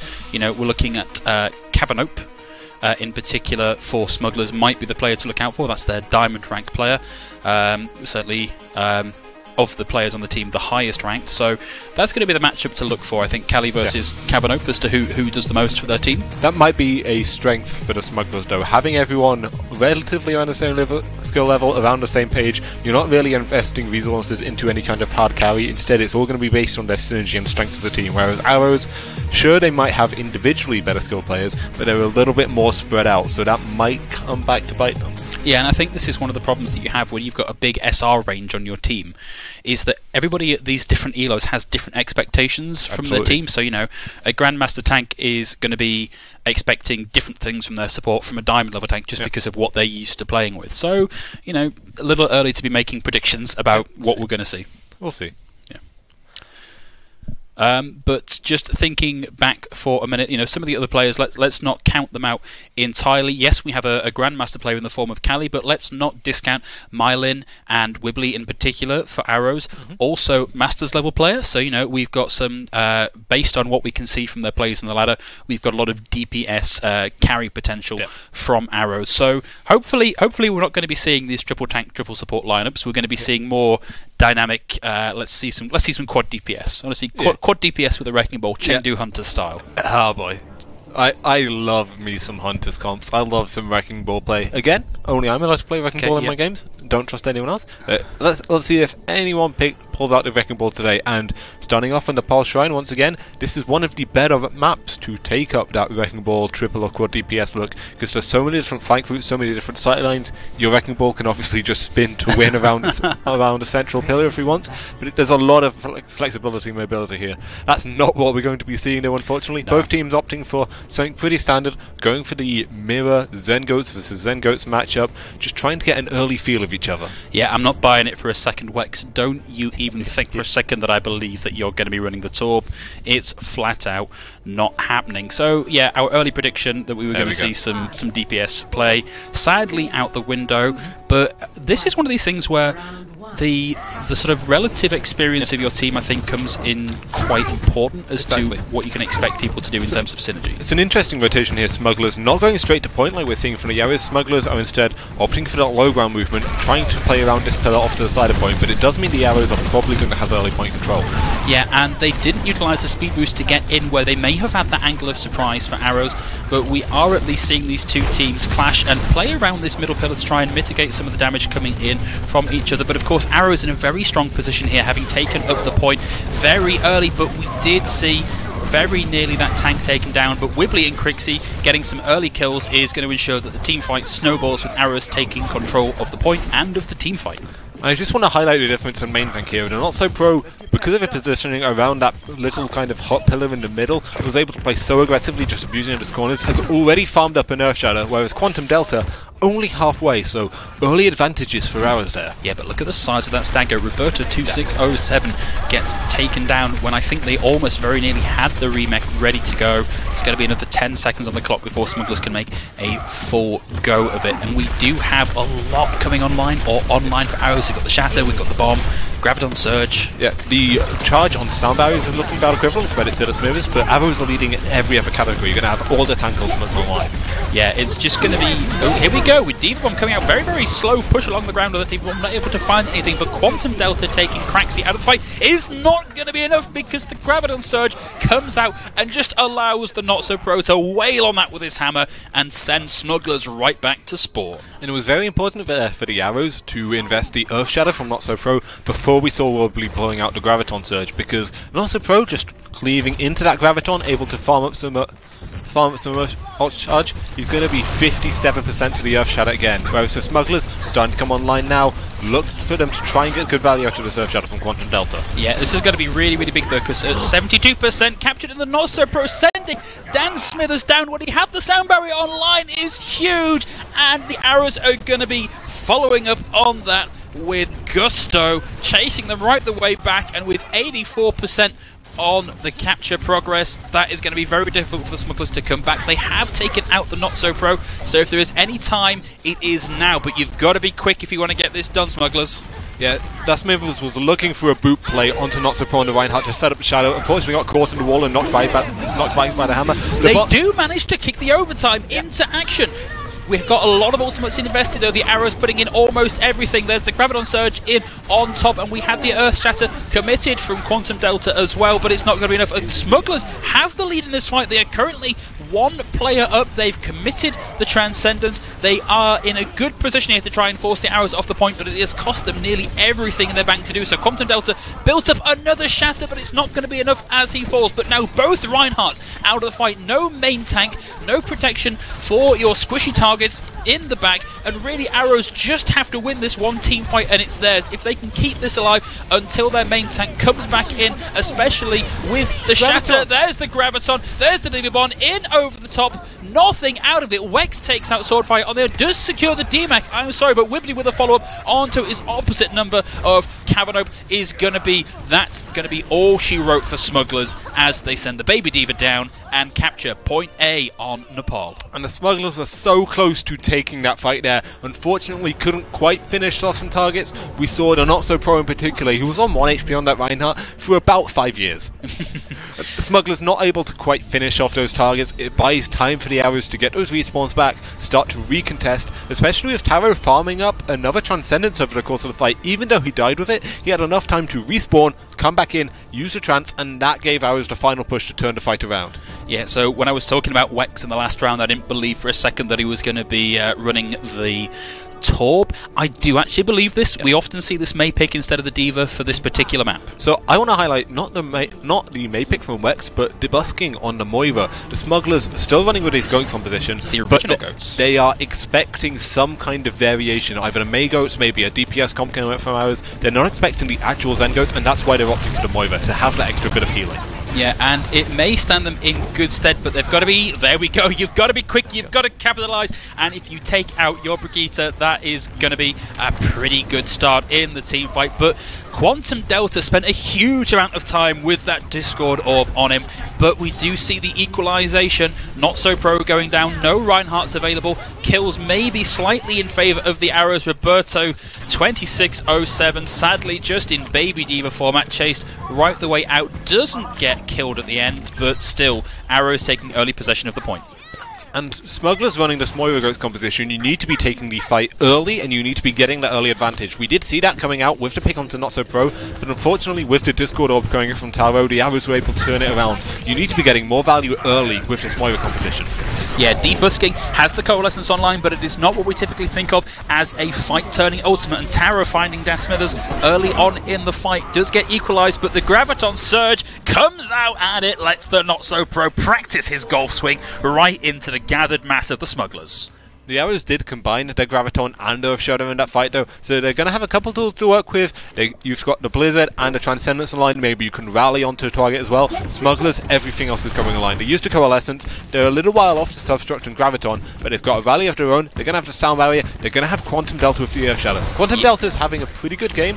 It's pretty even between these main tanks. Let's see if Quantum Delta can get value. Yeah, we've got to watch here. You've got to watch for the interaction between Roberto on the Diva and Wex, as I say it, out comes the snow globe, not able to catch it. That's going to slow everybody right down and make it so easy for those kills to come in for Arrows. They've not managed to capitalize just yet, but Craxy getting the D-Mech, Frozen, Quantum Delta taken out by Wex on the Mei, and we are going to see the hammer down come in, but it looks like it came down into the wall and not able to actually get anything out of it, but still they are winning this team fight. 72% of the point captured in favor of Arrows, and Smugglers only have one ultimate left online. It was so crucial for Wex on that Mei to use the Blizzard so early in that fight, because the Smithers wasn't quite there with the sound barrier yet. It was about 97%. It meant they couldn't save Roberto from getting demeched, and Quantum Delta started to panic and threw away the Earth Shadow when we really didn't need to.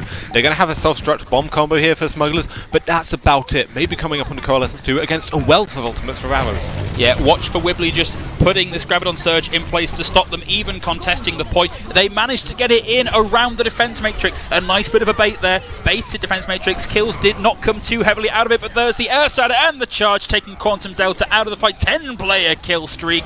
Arrows looking in a very good position. The Diva Bomb, the self-destruct, takes out Wex, but Arrows are still up in the team fight, and we've got a lot of charge online for the Wibbly. So, oh wait, in all of the confusion, the Smugglers actually managed to flip the point, so they are getting some capture progress, but is that going to be enough? I sincerely doubt it, because they have flipped it over, and we are going to see Arrows take Nepal. Yeah, with the Arrows going for that aggressive hold at the main choke, investing the Graviton and Earth Shadow there, did allow the Smugglers to just get in the back line, build up 17% on the point, so a little bit of consolation. I do want to highlight, we've talked about main tanks all through the last series, and the not-so-pro having a field day on this Reinhardt. Yeah, of course, when we see these triple tank, triple support lineups, you are going to see a lot of play of the games, especially when all of your damage goes through absolutely everybody. Kind of throwing away the Earth Shadow just to flex there, just to say, I have the Earth Shadow, I'm going to use it however I want. Those Reinhardt mind games are so important. Yeah, just going to do the small amount of damage that the Earth Shatter actually does, just to show you who's in charge here. It's not about getting kills, it's about sending a message. Sending a message. And yeah, definitely a message sent there, but yes, the scoreline says 2-0. I thought in a number of places there, Smugglers actually looked like they were about to cap, and we had some very, I'm not going to call them lucky, some very good, some very opportune ults coming in from the Arrows, just able to stop all that aggression. In particular, Wex's Blizzard on that second or third push into Village there, I thought was absolutely fantastic. Absolutely. Smugglers definitely not looking like they're being dominated. There's some great players coming out from Smugglers, in particular Covenant looking pretty decent on that Zarya. We're seeing Debusking, a pretty good game. We don't often highlight flex supports, especially when deploying Moira, but he was pretty smart as well.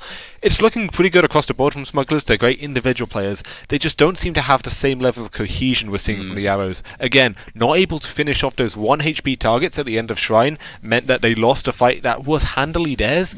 They're just struggling to have that cohesion just to finish off those targets, unfortunately. And I do wonder if one of the things that we're seeing here is the fact that having a Grandmaster player on your side who presumably has quite a good grasp of how to call a fight and where to use cooldowns, how to invest ultimates, having that really strong in-game leadership is probably serving Arrows very well here. Exactly. Having that strong in-game leadership gives you that focus fire. Everyone is on the same page. You're being decisive, all focusing on one target, and that's what we're seeing from Arrows. It's not what we're seeing from Smugglers, unfortunately.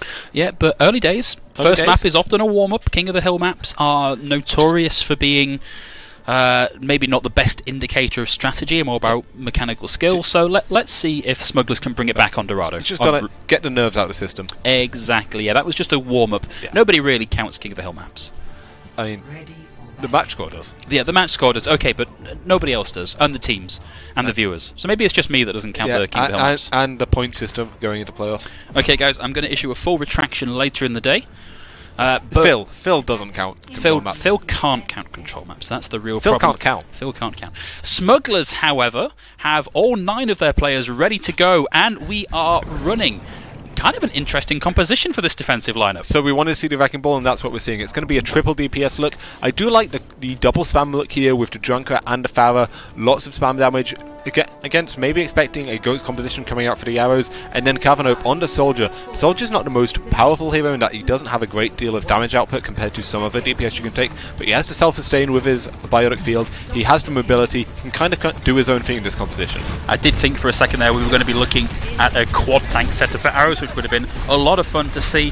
Sadly, swapping over to something a little more usual, we've got that Reinhardt variant of the Zenyatta Goats composition, but an early kill from Soda Fire taking taking out the Not-So-Pro is going to make this slightly harder, but the Smugglers opting not to get in and actually do anything to stop the progress of the point. And I do like the aggression that we saw there from the Craxy, using that shield bash just to try and get up onto the ledge. And the Quantum Delta in this lineup is kind of completely uncontested on the Pharaoh. They can do more or less what they want, but in the meantime they're not so able to take out Kavanaugh. Is a nice opener in this team fight, but again, unless they can turn and deal with Quantum Delta, they again have a very, very hard time running this composition.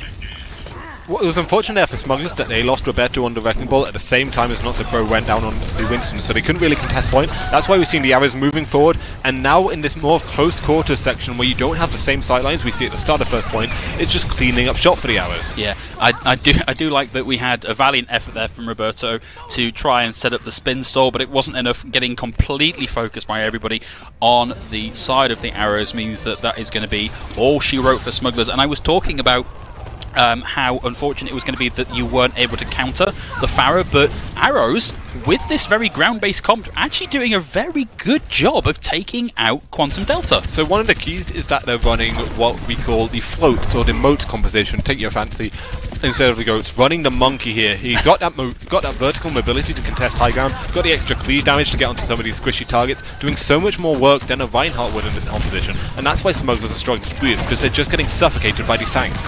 Yeah, and Smugglers now have a good amount of ultimates online, but Arrows looking just as good and with more synergy for their ultimates. So this is going to be a very difficult hold for Smugglers here. I kind of think we want to see them invest some of these ults in a hope of just stalling Arrows where they are. Roberto finally puts the mines onto the point. Sodafire taking out Kali is going to be a pretty good addition to that minefield. And there's the Riptire taking out the Not-So-Pro. Smugglers may be in a position to actually stop this payload finally. Yeah, the arrows go a little bit too deep trying to contest a DPS from Smugglers, get punished, and they start turning it around. Rexter manages to find a kill onto Quantum Delta, and we might be counting their eggs before they hatch. The Valkyrie does come out. We were quite ready to call that the other way, but the Arrows, just with sheer determination, get in and manage to force a complete recontest with only 3 or 4 people left in the fight. And the tracking there from Wibbly, taking Debusking out of the fight. Yes, the kill credit went to Taro, but that's not going to be enough as the Not-So-Pro and the Wex take out the Smithers and the Quantum Delta. We've got that monkey in the backyard, even without that ultimate, able to do so much work, so much cleave, taking out Kavanaugh, and we are going to see Arrows cap point 2. They have 5 minutes left on the point to capture this final one. And not only do they have 5 minutes, they have only had to use one ultimate. We've seen the Not-So-Pro use it primal just there. Every ultimate for Arrows is online, and now they're just going to chase into spawn. Yeah. Wex and Wibbly cleaning up shop. Yeah, we've just got one person, Mark. I'm willing to bet it's the Zenyatta sat riding the payload. They can afford just to sit and spawn camp because they get so much free progress on the back of this, and they've got ults for days. We've got Certifiers swapping over onto the Reaper just to try and buy a bit of space, but honestly there is so much momentum for Arrows here. I think it's going to be really difficult for any of these picks on Smugglers to actually get anything done. Watch out for a round the back Graviton Surge from Wibbly on the Zarya. It's coming in, and it's a big one. It gets almost everybody in. The Transcendence gets popped. Devilman at the top takes out Quantum Delta. Smugglers are really on the back foot here. We've got all 3 support ultra arrows committed to the fight though, but frankly, with so little progress left to go on the payload and how easy it's been for them, I can see why you might get complacent about stacking your support ults here. And look, Arrows cleaning up. They finished with 4 minutes free. Dorado, a map that you don't even necessarily finish all the time because it can be really hard to push around this third point in particular. They gain time. They finished with an extra 2 seconds. He just saw that very slow tick up on 2 there, yeah. That was a dominant performance by Arrows. And it looked, to be honest, like Smugglers had the early advantage in terms of their composition. You know, having this spam composition, having the Pharaoh that, in theory, couldn't be touched, but you know, spent a lot of the time dead as a result of the tank line of Arrows. What it came down to was that very first fight. Sure, Smugglers were able to get the kill onto the Not-So-Pro, overcommitting on that Winston, but the Arrows immediately answered back with Roberto falling on the Wrecking Ball. And sure, Smugglers, once the Wrecking Ball goes down, they've still got 3 DPS online. They've got the Zenyatta, effectively a 4th DPS. But you don't have any actual point presence because everyone is so squishy. You cannot get anywhere near point, and you just need to keep kiting away from the Arrows' aggression. And they were just never able to properly reset. Even in the middle of second, where it looked like they might finally be able to turn it around, there was still only 3 or 4 people around the cart, people still off in the back being pressured out, and that's why we saw the Arrows start to turn it around. you can't afford to lose your Wrecking Ball so early, and I feel like with how easy it is to snowball with these Ghost compositions sometimes, that early kill onto Roberto effectively cost him the map. Yeah, I do feel like this is a bit of an uphill struggle for the Smugglers to try and get anywhere close to 4 minutes 2 with how dominant Arrows were. I honestly don't know what they can run in this position to get anywhere near as close. And what's going to be key isn't matching the time bank, it's just going to be finishing the map, because no matter what time you finish the map with, even if there are time, you're going to have a second attempt, and you need to make that defense better. That's what counts. Yeah, but Smugglers are running in fact, I think exactly the same composition that was just run at them. Arrows not opting to make too big a change. They've obviously got the Not-So-Pro running on the Reinhardt rather than the Winston, but this is going to be key here. Watching Quantum Delta, whether or not he can get the better of the Not-So-Pro is the matchup to be watching in this fight. They have managed to get the payload around the corner and force a reposition. The Quantum Delta getting the better of Craxy, and here we go. There's the follow-up. The Not-So-Pro going down. We are going to see Smugglers take that team fight. Wex looking to just try and get a little bit out of danger. Sadly, not in a position to really capitalise on anything his team was doing, and we are going to see Arrows push this right the way in, I think. They unfortunately can't quite finish off the staggered kill onto Kali. The armor pack came out, but they do cap first point and all that. They've already capped first point. The Arrows now caught on quite an aggressive hold, but one man down with Craxy falling. Yeah, so for all I said that I thought this was going to be very difficult for Smugglers to do, they're looking very strong here. Yeah. It was really smart Winston play, actually, just going for these soft dives, getting all that cleave damage, that pressure without fully committing. It kind of put Craxy on the Not-So-Pro on the back foot, and Wex gets the on the high ground. Yeah, so that's a nice opening. Again, that's the same as being one up in the fight. Baby Diva not known for her offensive prowess. But if you are Arrows here, you want to get in and start using some of that damage from your Reinhardt. But he keeps continuously getting the Discord. Oh, but it's a big shatter with the Diva Bomb in over the top. Sound Barrier comes in, but the Diva Bomb goes wide, goes over the wall. Here comes the answering Diva Bomb for Smugglers. Does manage to find Taru. The shield from Reinhardt not enough to keep enough of his team alive. And Smugglers using finally some aggression in this fight. We're going to see them take this in, but here comes the Graviton Surge, getting almost everybody in it. Arrows finally finding some point presence and getting a few kills. We're going to see Smugglers having to come back and rethink this attack. Both teams invested almost everything into that fight. Arrows, sure, they're going to have the self-destruct, and Wex already building up another self-destruct. You've got to give him credit there. It's going to be key here. See how early Cavanope can build up this Graviton Surge, because both Kali and Taro invested the support ulti at the end of the fight for the Arrows, so if Cavanope can get an early Graviton off, that might be the best chance for Smugglers to break through the second point. Yeah, but otherwise not looking particularly good in terms of ult charge for either team. Smugglers maybe slightly on the back foot. We've nearly got the Earth Shatter online, and as you said, we've got Wex's self-destruct. Speaking of which, down it goes, straight down the middle and finds two Cavanope and D. Smithers. The follow-up from the Not-So-Pro, sending the support line of the Smugglers right the way back to spawn. Yep, great work. Just perfectly placed self-destruct into the backline. Smugglers not really able to do anything, so we are going to see Quantum Delta moving over to the Reinhardt now.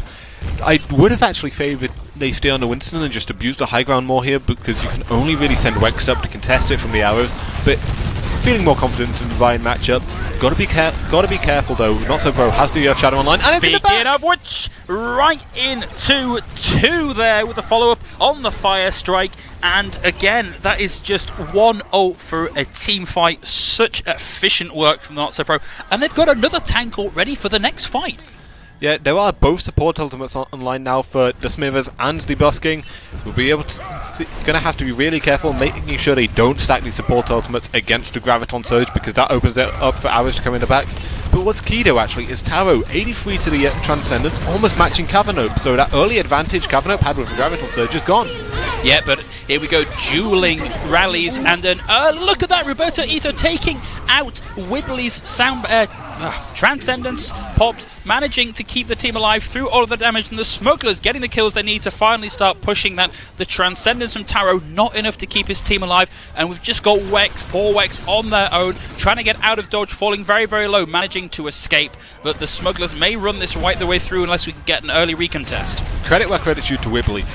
Unfortunately, yes, the Graviton leads in, but he's already 60% to another. If you're going to build up Gravitons that quickly, you can kind of afford to just throw them away. Yeah, well, here's the Diva. Speaking of throwing things, the Diva Bomb finds the Reinhardt and 2 supports for Smugglers, so they look like they were rolling down this hill. They've hit a speed bump and come to a dramatic stop on the back of that Diva Bomb. Poco, eat your heart out. We don't see, with so many shields and so much healing in these compositions, we don't see that kind of value from Diva Bombs outside of the combo that often anymore, but Wex is consistently on the mark with his positioning with these bombs, constantly getting value without the combo.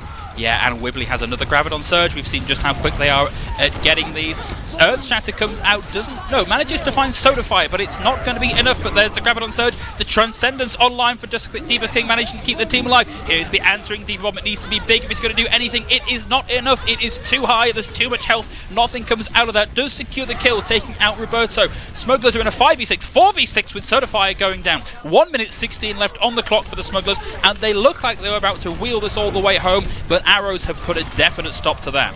And Wex has another bomb. The Not So Pro has another shatter. They are farming up these tank ultimates so quickly. And Wibbly, 60% to another Graviton with that D-Mech onto Roberto as well. Smugglers, Roberto does get into mech, has to reset it though, so he's lost all his bomb ult charge. They've got to make something happen with Carvanook's Graviton Surge now and try and negate all these tank ultimates coming up for the Arrows. It's looking pretty dire. Yeah, it needs to happen now. There are no support ults online for the Arrows, but there's the Shatter and the Diva Bomb, and a huge charge knocks the shield right out of the way. That is going to be almost the team kill for Arrows, sending Smugglers right down into the depths of despair. And you've got to credit Not So Pro there, not only landing that Earth Shatter to make sure everyone was on the floor with the Diva one to come through, but then gets the charge through onto Quantum Delta to take away that shield as well to secure the 4K, and now the early Graviton comes through. They only take out the busting. No, but that's a nice opening, because with 12 seconds left on the clock and the Quantum Delta going down, it is going to be so hard. I doubt we're going to see a recontest from Smugglers here with 6 seconds left to go on the point. We have got the Smithers looking to run to the point and set the overtime wicket going, but with the rest of his team down and not enough speed to get there, Arrows are going to take Dorado. But boy, can we please talk about the charge that we saw into the Graviton Surge, knocking the enemy Rhine shield away and securing that huge kill. In fact, I think we're going to see the credit given to Wex here. Waiting. Here we go, perfectly timed bomb, and there's the charge coming through, and that secures the 4K. There were a couple of people on the floor already, so you would have still got 2 or 3 kills from there, but it's that charge to take away the Vine shield, and the D-Mech through onto Roberto as well, 4.5 kills. Wex is getting so much value out of these bombs, it's art. I was about to say the only thing we were missing though was the celebratory spray at the end, but actually we got 3 or 4 on the back of that, and frankly, Wex, well deserved. Such a good set play there. Just... Yep. The level of communication required to really get the timing on the Shatter, the bomb, and the charge to knock the Rhine shield out of the way to get the most value out of that bomb. Really, really high level stuff. Really exciting to see. And it did look pretty good for Smugglers quite early on their offense, finishing the first point, only taking a fight, had over 5 minutes on the time bank. But again, it comes down to that synergy, that teamwork, that clear decisiveness we're seeing from the Arrows was key, because they just started cycling through their ultimates, didn't give away any advantage, and they just suffocated Smugglers. Yeah. There was no way back in. So we often talk about the wrecking ball stall cycle, where you get it going and you get it going and you spin and you win. You can sort of translate that in a very laboured way into I'm going somewhere with this, with the tank ult cycle, the tank ult spin cycle, where you use one to get the other and you just set up that spiral, and it is so hard to break the enemy out of that cycle. It was laboured, I'll give you that, Vowels, and I wish I hadn't done it, but we are where we are. Speaking of which, where we are is Horizon Lunar Colony, our 2CP map for this series. You know how the hamster spins around? It's like the moon spins around the Earth, and speaking of the moon, that's where we are. That was a much better analogy than mine, Vowels. Thank you very much. But why don't you talk us through this defensive setup from Arrows while I try and recover some pride? Okay, so Arrows, again, they're running with what works. They're going to come with these goats composition. I would expect them to stop early at choke. Instead they're going to go for a high ground setup. This is still fine. Smugglers either have to push into the high ground themselves, in which case it's pushing for a small choke, or they go for a long rotation around the point, which Arrows can either drop onto them on point, or just drop on the rotation. Either way, Arrows do have a defensive advantage here. Smugglers have to be really start with the rotation. Yeah, and we've seen, frankly, the Arrows get the better of this compositional lineup every time. Quantum Delta falling very, very low and down, but that is both Reinhardt out of the fight. Neither team really needs to back out here, and with the respawn advantage for Arrows, they're in a very good position. Sorry, the respawn advantage for Smugglers are in a very good position here to aggress without that Reinhardt there, but the Wobbly, with a huge amount of charge, secures the kill onto Drusky, and that is going to be enough to really want to make you want to go and reset that. One of the most underrated parts of these GOAT competitions is your Zarya getting value out of her right clicks because of the splash damage, and it's the splash damage that secures the pick onto the busking there. Oh, but however, the Smugglers are looking pretty good now. They managed to get the DMEC, they managed to get the kill onto the enemy's area. If they can utilise this opening and start getting in with a bit of aggression, this may be just what they needed to crack this point. And we are seeing the rotation coming up onto the high ground, looking to get early positioning here at the top. We've had the rally committed into the fight, so they're going to be even harder to knock out of position now. So they have good positioning and an early Graviton Surge, not able to get anything out of it.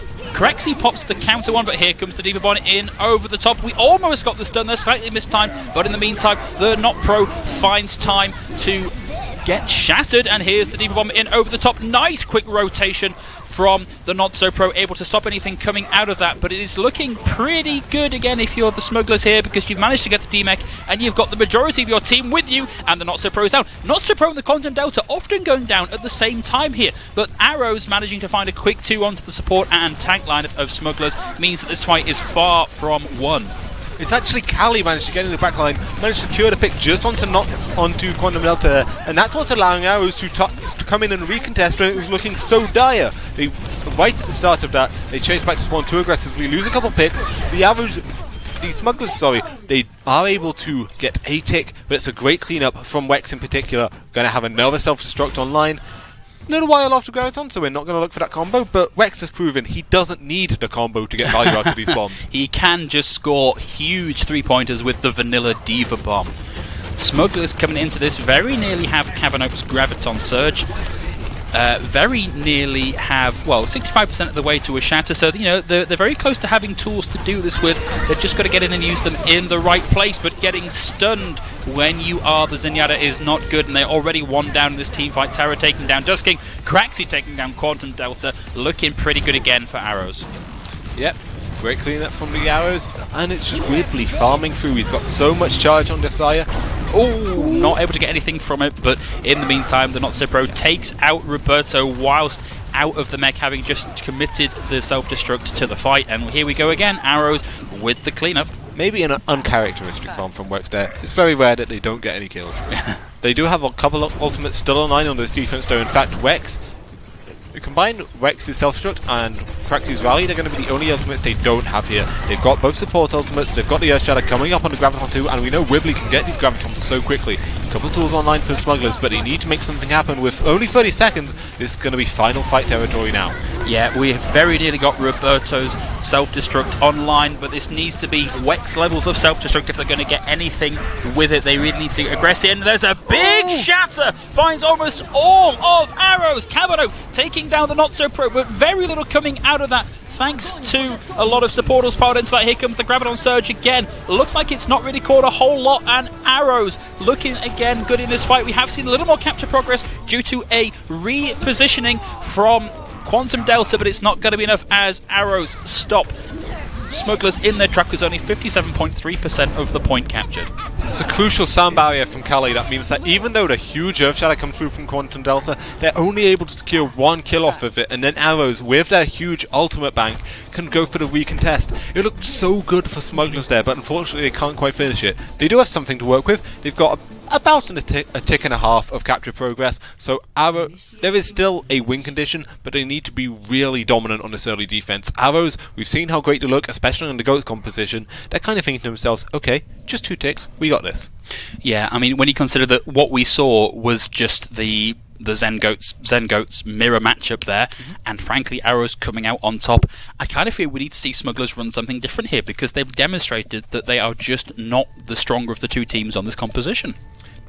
To be fair, Arrows did have the defensive position there. It was very hard for Smugglers to push in, especially with the pathing they chose, constantly moving up those stairs, having to play into that small choke, where especially Not So Pro on the Reinhardt can get so much cleave damage onto him.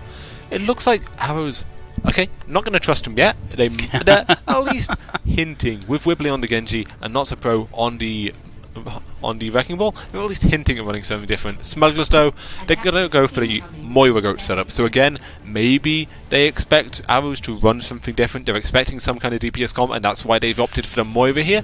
But they haven't looked great in the Goat's Mirror, you're right. So this may be an interesting choice. Okay, but my understanding is, the three main variants on that Goat setup, with the Moira, with the Ana, with the Zen, there is a rock paper scissors relationship there. How does this fare against the Zen Goats that we've seen so much from Arrow so far tonight? Unless you can get a really early playoff and get an early pick or two using your early burst of healing from the Moira, it eventually loses over time to the Zen Goats, because the Discord Orb is just so powerful. That extra 30% damage onto a single target can take out main tanks so quickly, and that's what we're going to see from the Arrows. They're opting with the Zen Goats to make the quick rotation straight onto point. That's the exact rotation Smugglers should have taken earlier. Yeah, completely.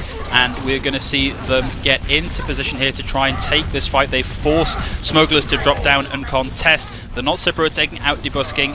Craxy with the follow-up onto Quantum Delta. This is looking very, very bad for Smugglers. I can't imagine getting another bite at this cherry. Arrows coming right in. We've got the rally. Rally comes in straight away because, frankly, why not? No point saving it when you're about to completely knock your opponent off the point. And it was great heads-up play from the Arrows. They knew exactly what rotation to take. Force Smugglers to come to have to fight them on the point. And an early pick with the charge, getting onto the busking, take out so much healing away from the Arrows there. It was pretty good a play from Arrows altogether, taking a 3-0 lead in the series. I mean, let's not talk too much about, let's not try and coach in the middle of the game, but that's my job. What could Smugglers have done to see off this aggression from Arrows? What was the key thing that was missing in this composition?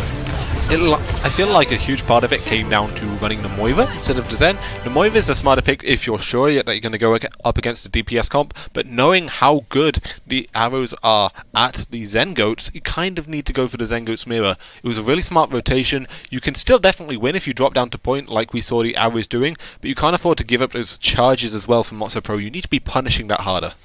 Yeah, well, that's unfortunate if you're the Smugglers. You are now 3-0 in the series. Still one map left to play, but Arrows taking the series in, honestly, a pretty convincing fashion. Still Numbani left to play, so, in the previous match of the evening, we did see an upset. The Kestrels managing to make the comeback over Guardians to take that final map.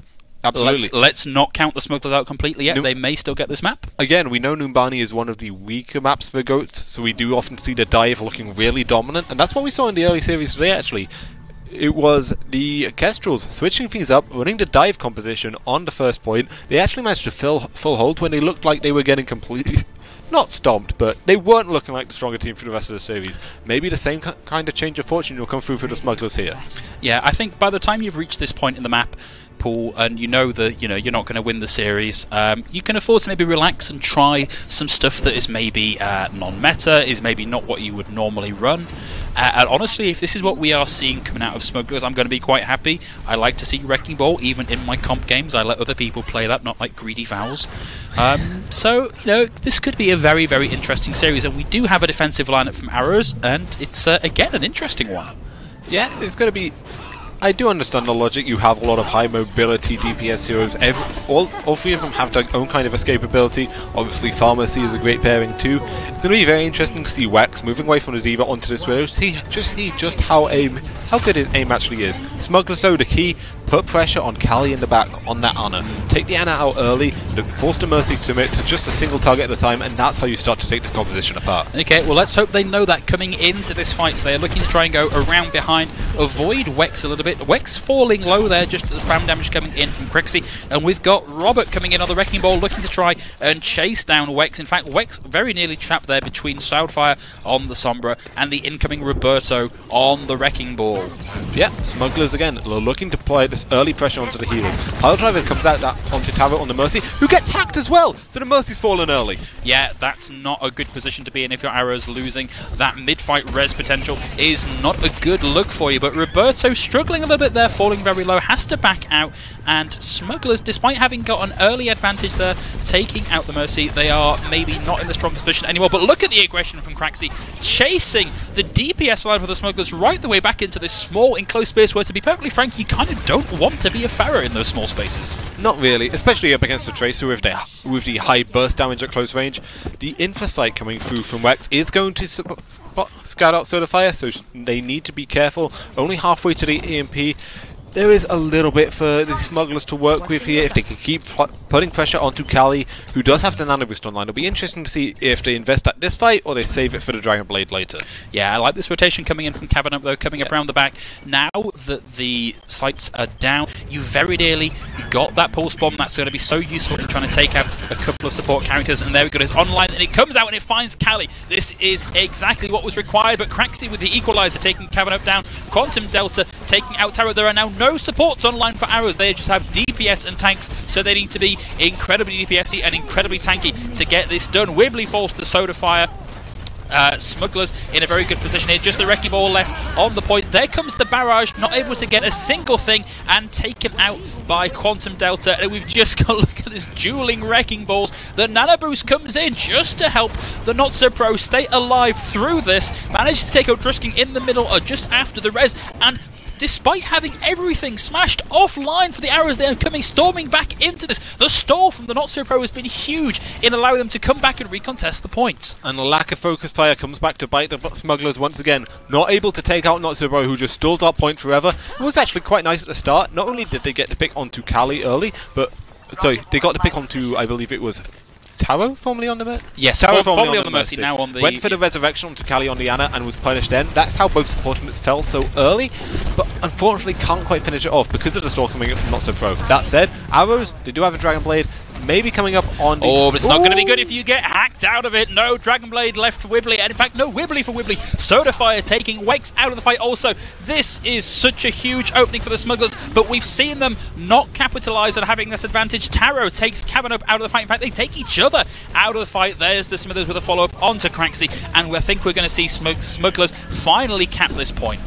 And the Smugglers do all that, only investing the EMP and the Minefield. Still have the Barrage online, still have the Pulse Bomb, coming up on the Valkyrie as well, so still a couple tools to work with. And Arrows, going to invest the Infrasight, see if Smugglers are going to keep running with this composition, swap onto the Goats. Having that knowledge of what your opponent's going to do helps you plan more. I do like the swap from the Arrows onto this double flex support that we saw last fight. Taro able to put out a lot more damage, have to Discord Orb too, but you have to be careful with the positioning. Yeah, and that's going to be very dangerous for Roberto. They got both hacked and Discord Orbed, did manage to get out of the fight, but I think any minute now we are going to see a Nano Boosted Genji on the field. Both of those ultimates online for Arrows, absolutely huge in trying to get some early kills in the fight. In fact, out it comes. Here's the Dragon Blade. Has it found anything? No, not yet. Manages to find Deebus King in the sky. Aerial Genji play. Wex with the follow-up. Huge play from Wibbly. 2 ults invested for 1 kill. It's maybe not the most efficient use, but still great to see.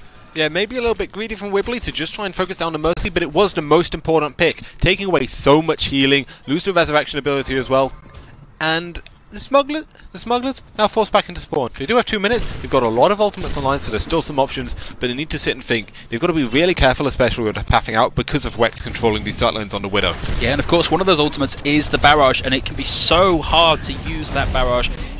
Just because you are so vulnerable for the entirety of it. Roberto falling very low there, and the Discord Orb and the Sleep and the Rocket from the Pharah finally send him down. Kali falling in this fight. Taro hacked. This is dangerous territory once again for Arrows. You need to do a slightly better job of looking after your support so they can keep you alive. Quantum Delta still has this Barrows. They've not had to contest it or put it into the fight just yet, but Arrows still ahead in this fight. Not quite able to knock them off the point for Smugglers yet. You know, I'm glad Quantum Delta has a chance to flex off the main tank, show he has capability on other heroes as he finds a nice pick onto Wex. The Transcendence is going to come through to start buying some time. Rax goes for the Barrage, but does get hacked out of it. Yeah, and we're going to see so many ultimates online for Smugglers. Look any minute now for some sort of EMP combo. Kavanov has swapped off onto the Genji. Wibbly finds Roberto, but at the same time, both Wrecking Balls fall down within a couple of animation frames of each other. Roberto coming right back into the fight. EMP does get committed. Nothing really coming in on the back of it, and Wibbly and Taro managing to find a couple of key kills there. Wibbly gets chased down by that pesky Moira Orb, not able to deflect it in time. And we are going to see Smugglers come rolling onto the point. It needs to be very, very quick recontest. Kali and the not-so-pro managing to get in, and out comes the Mines! Craxy taking out Roberto, but the Mines managing to take out Craxy at the same time. So this is a lot of very confusing Wrecking Ball on Pharah violence that we don't really see an awful lot of. Quantum Delta does invest in Barrage, manages to take out Kali, but pick comes back through. Most support ultimates going down. Teams just trading ultimates back and forth to try and force this point. Yeah, so much invested into this team fight and nothing really coming out of it. We did see the hack come through onto Wibbly. That is only going to eliminate the dash reset. It buys a bit of space. Wex getting in there with the Discord Orb help, with the anti-nade help, and we're going to see it. We're going to tick into overtime very quickly. It does manage to get a last-second contest. 2.38 meters left on the payload. Smugglers need to come up huge here. There are so many of arrows left on the point just before capping point 2. Craxy and Quantum Delta managed to equalize things, but we are really just in stall here. We're going to see this overtime timer tick down so quickly, and the mines from the Not So Pro stopping Smugglers getting back onto the point. We're going to see that overtime extended even again once more, but the mines from the Not So Pro have completely stopped this recontest in its tracks. Looked a little bit dire for the arrows there. Looked like Smugglers might be able to cap the second point, but spawn advantage comes through, and just generally arrows playing this composition like the Ghost Mirror, they're just that little bit better understanding of it. I feel like the main difference here comes down to the Wrecking Balls. The Not So Pro has a great mastery of the Hammond, constantly weaving in and out of danger, constantly being a nuisance, especially to, there's not really a backline for the Smugglers, but the supports at least. Whereas Roberto, while he has had some great moments on the Wrecking Ball, consistently dying early in a lot of these fights. So even when you get an early pick or two from Sodafire in particular, having a field day on that Sombra, losing the Wrecking Ball so early means you have no actual pressure coming through from the tank, and that's why Smugglers are having a lot of these fights turned around on them. Yeah, but I feel like we saw an awful lot of ultimates committed, often over the course of one team fight, players getting several ultimates, and it seemed like they were both struggling to make particularly good use of those ultimates. You know, not a lot coming out for combos, not a lot coming out to try and focus on them. A lot of both these compositions, obviously with the triple quad DPS, it comes down, because there's so much mobility and everything is so spread out, it can be really hard to often find a lot of value out of those ultimates. Maybe one of the best ultimates to use is the Dragon Blade, because you have those dash resets, you've got that mobility, you can go from target to target, but every time Wibbly pulled out the blade, it felt like he got immediately shut down by a hack. Great play by again, Sodarife, having maybe the MVP for Smugglers here. No matter how dire they're looking at times, he in particular constantly having great performances. Okay, but what about this defensive lineup? We've got a Ryan Zarya with a McCree. This is an interesting composition. The key here is the double stun ability between your Brigitte Shield Bash and your McCree Flashbang. If we see arrows pulling out, well, it is going to be a form of dive. Forcing the double stun onto this to shut down those dive targets and quickly burst them down, that's going to be so crucial for the Smugglers. Yeah, but the Not So Pro just trying to do a little bit to confuse and confound Smugglers, but the Not So Pro takes out D-Burst King. That's quite the opening, and we've got the Smithers trying to get in onto Wibbly, but you kind of don't want to go into that cleave damage. You can't do an awful lot to mitigate it. Arrows with a quick double there. Wibbly doing a lot of work with this cleaving Winston Tesla cannon. It is just going to be Quantum Delta left on the point. That's not going to be enough. We can kind of afford to take our time killing the Zarya at the end, and we're going to see arrows cap this incredibly quick compared to Smugglers. I'm not sure if Debusking was knocked off by the Wrecking Ball there, or just fell through on a cord, but either way, isolated on that low ground, you can't afford to lose your Zen so early, because not only is it easy pickings for the dive targets, but Smugglers starting to scramble to try and save Debusking. It becomes a confused 5v6, and they don't really stand a chance after that point. So now, 5.5 minutes, lots of ultimates coming online for arrows too. Yeah, and a lot of focus there. Callie, with the damage boost, spending a lot of time on the Wex, helping build up that Dragon Blade, and we've nearly got the Nano Boost online as well, so any one of these combos could be absolutely what's required. There's the Dragon Blade. It comes out without the aid of the Nano Boost. Not able to actually find any kills, but a lot of damage coming in. And Craxy with the barrage. Wex just with the strength of his own basic toolkit getting a quick double. This is not looking good for Smugglers. Wibbly with the Primal Rage almost managing to get in a position to knock the enemy Brigitte off the ledge, but just does it with the strength of their arms instead. And Arrows looking very dominant in this fight. We do have ults for Smugglers, but can they get back quickly enough to do anything with them? I mean, a barrage in the front, a Dragon Blade in the back, and here Smugglers are stuck in the middle. They switch onto this Goat's Gone.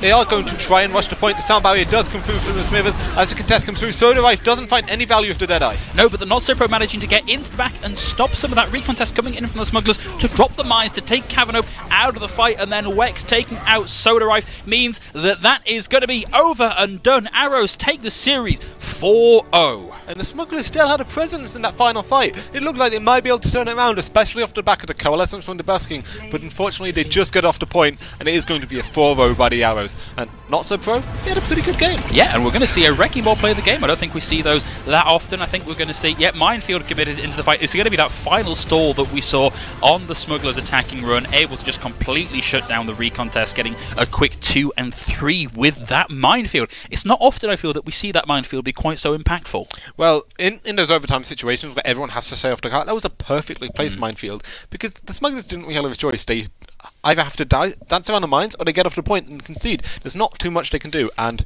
also, credit to Not So Pro, we often criticise main tanks of kind of being no aim, no brain, monkey or Ryan mains. Yeah. They're tracking on the Wrecking Ball. Not bad. Yeah, not bad. Yeah. Maybe not quite. I felt like you were going to go in for like a wholesale. That was amazing tracking. No, maybe, it was fine. Maybe not quite Defran. If Defran's up here, he's about here. Okay. He's respectable. Yeah, fine. Not bad. Not Overwatch League level, but still pretty good. So take that home. Yeah. Put that on your list of achievements. Vowels thinks your tracking is okay. It's okay. Yeah.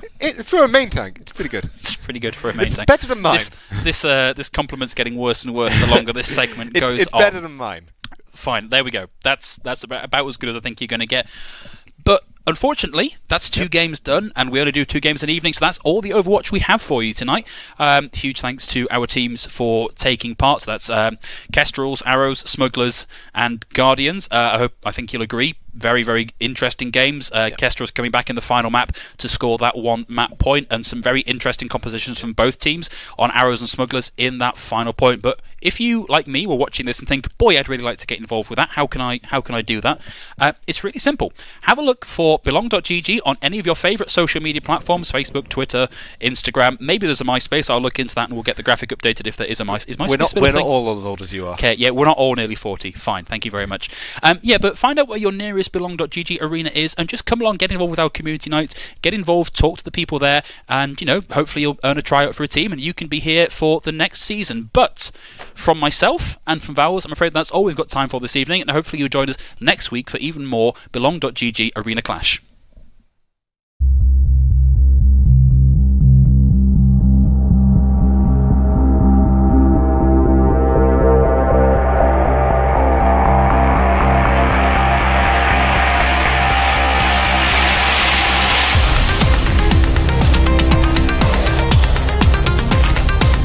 I was a big traditional sports player when I was younger. I have an injury, which means I can't do this anymore, and it sort of fulfills that team aspect for me, and I really enjoy gaming from a young age anyway. My name's James Cowling. I play for the Smugglers, and my favourite game is League of Legends. I've always played competitive games. I started Call of Duty and went through to play CSGO. And when I started playing League, I just wanted to get better and needed to test myself. My name is Jermaine. My tribe is Bristol Smugglers. My favourite game at the moment is League of Legends. For the most part, currently I'm just coaching, but when I do play and sub in, I play jungle. As a sort of big team sports player, I really enjoy being part of the competition of the Clash. I'm really looking forward to representing Bristol Smugglers and helping the team out get some victories as well. Been going, I think, for 4 seasons in a row now, and I've enjoyed it every time. Whether the seasons I didn't directly play, I was just there just to enjoy the atmosphere and just watch them happen. It's really cool. It's quite nice to kind of grow friendships between the different tribes and even rivalries. You come down, you'll meet some really nice people who are easy to talk to, similar sort of interests, which you don't always get to meet up to at sort of school and your standard activities. So just come down and enjoy yourself. It's the most important thing.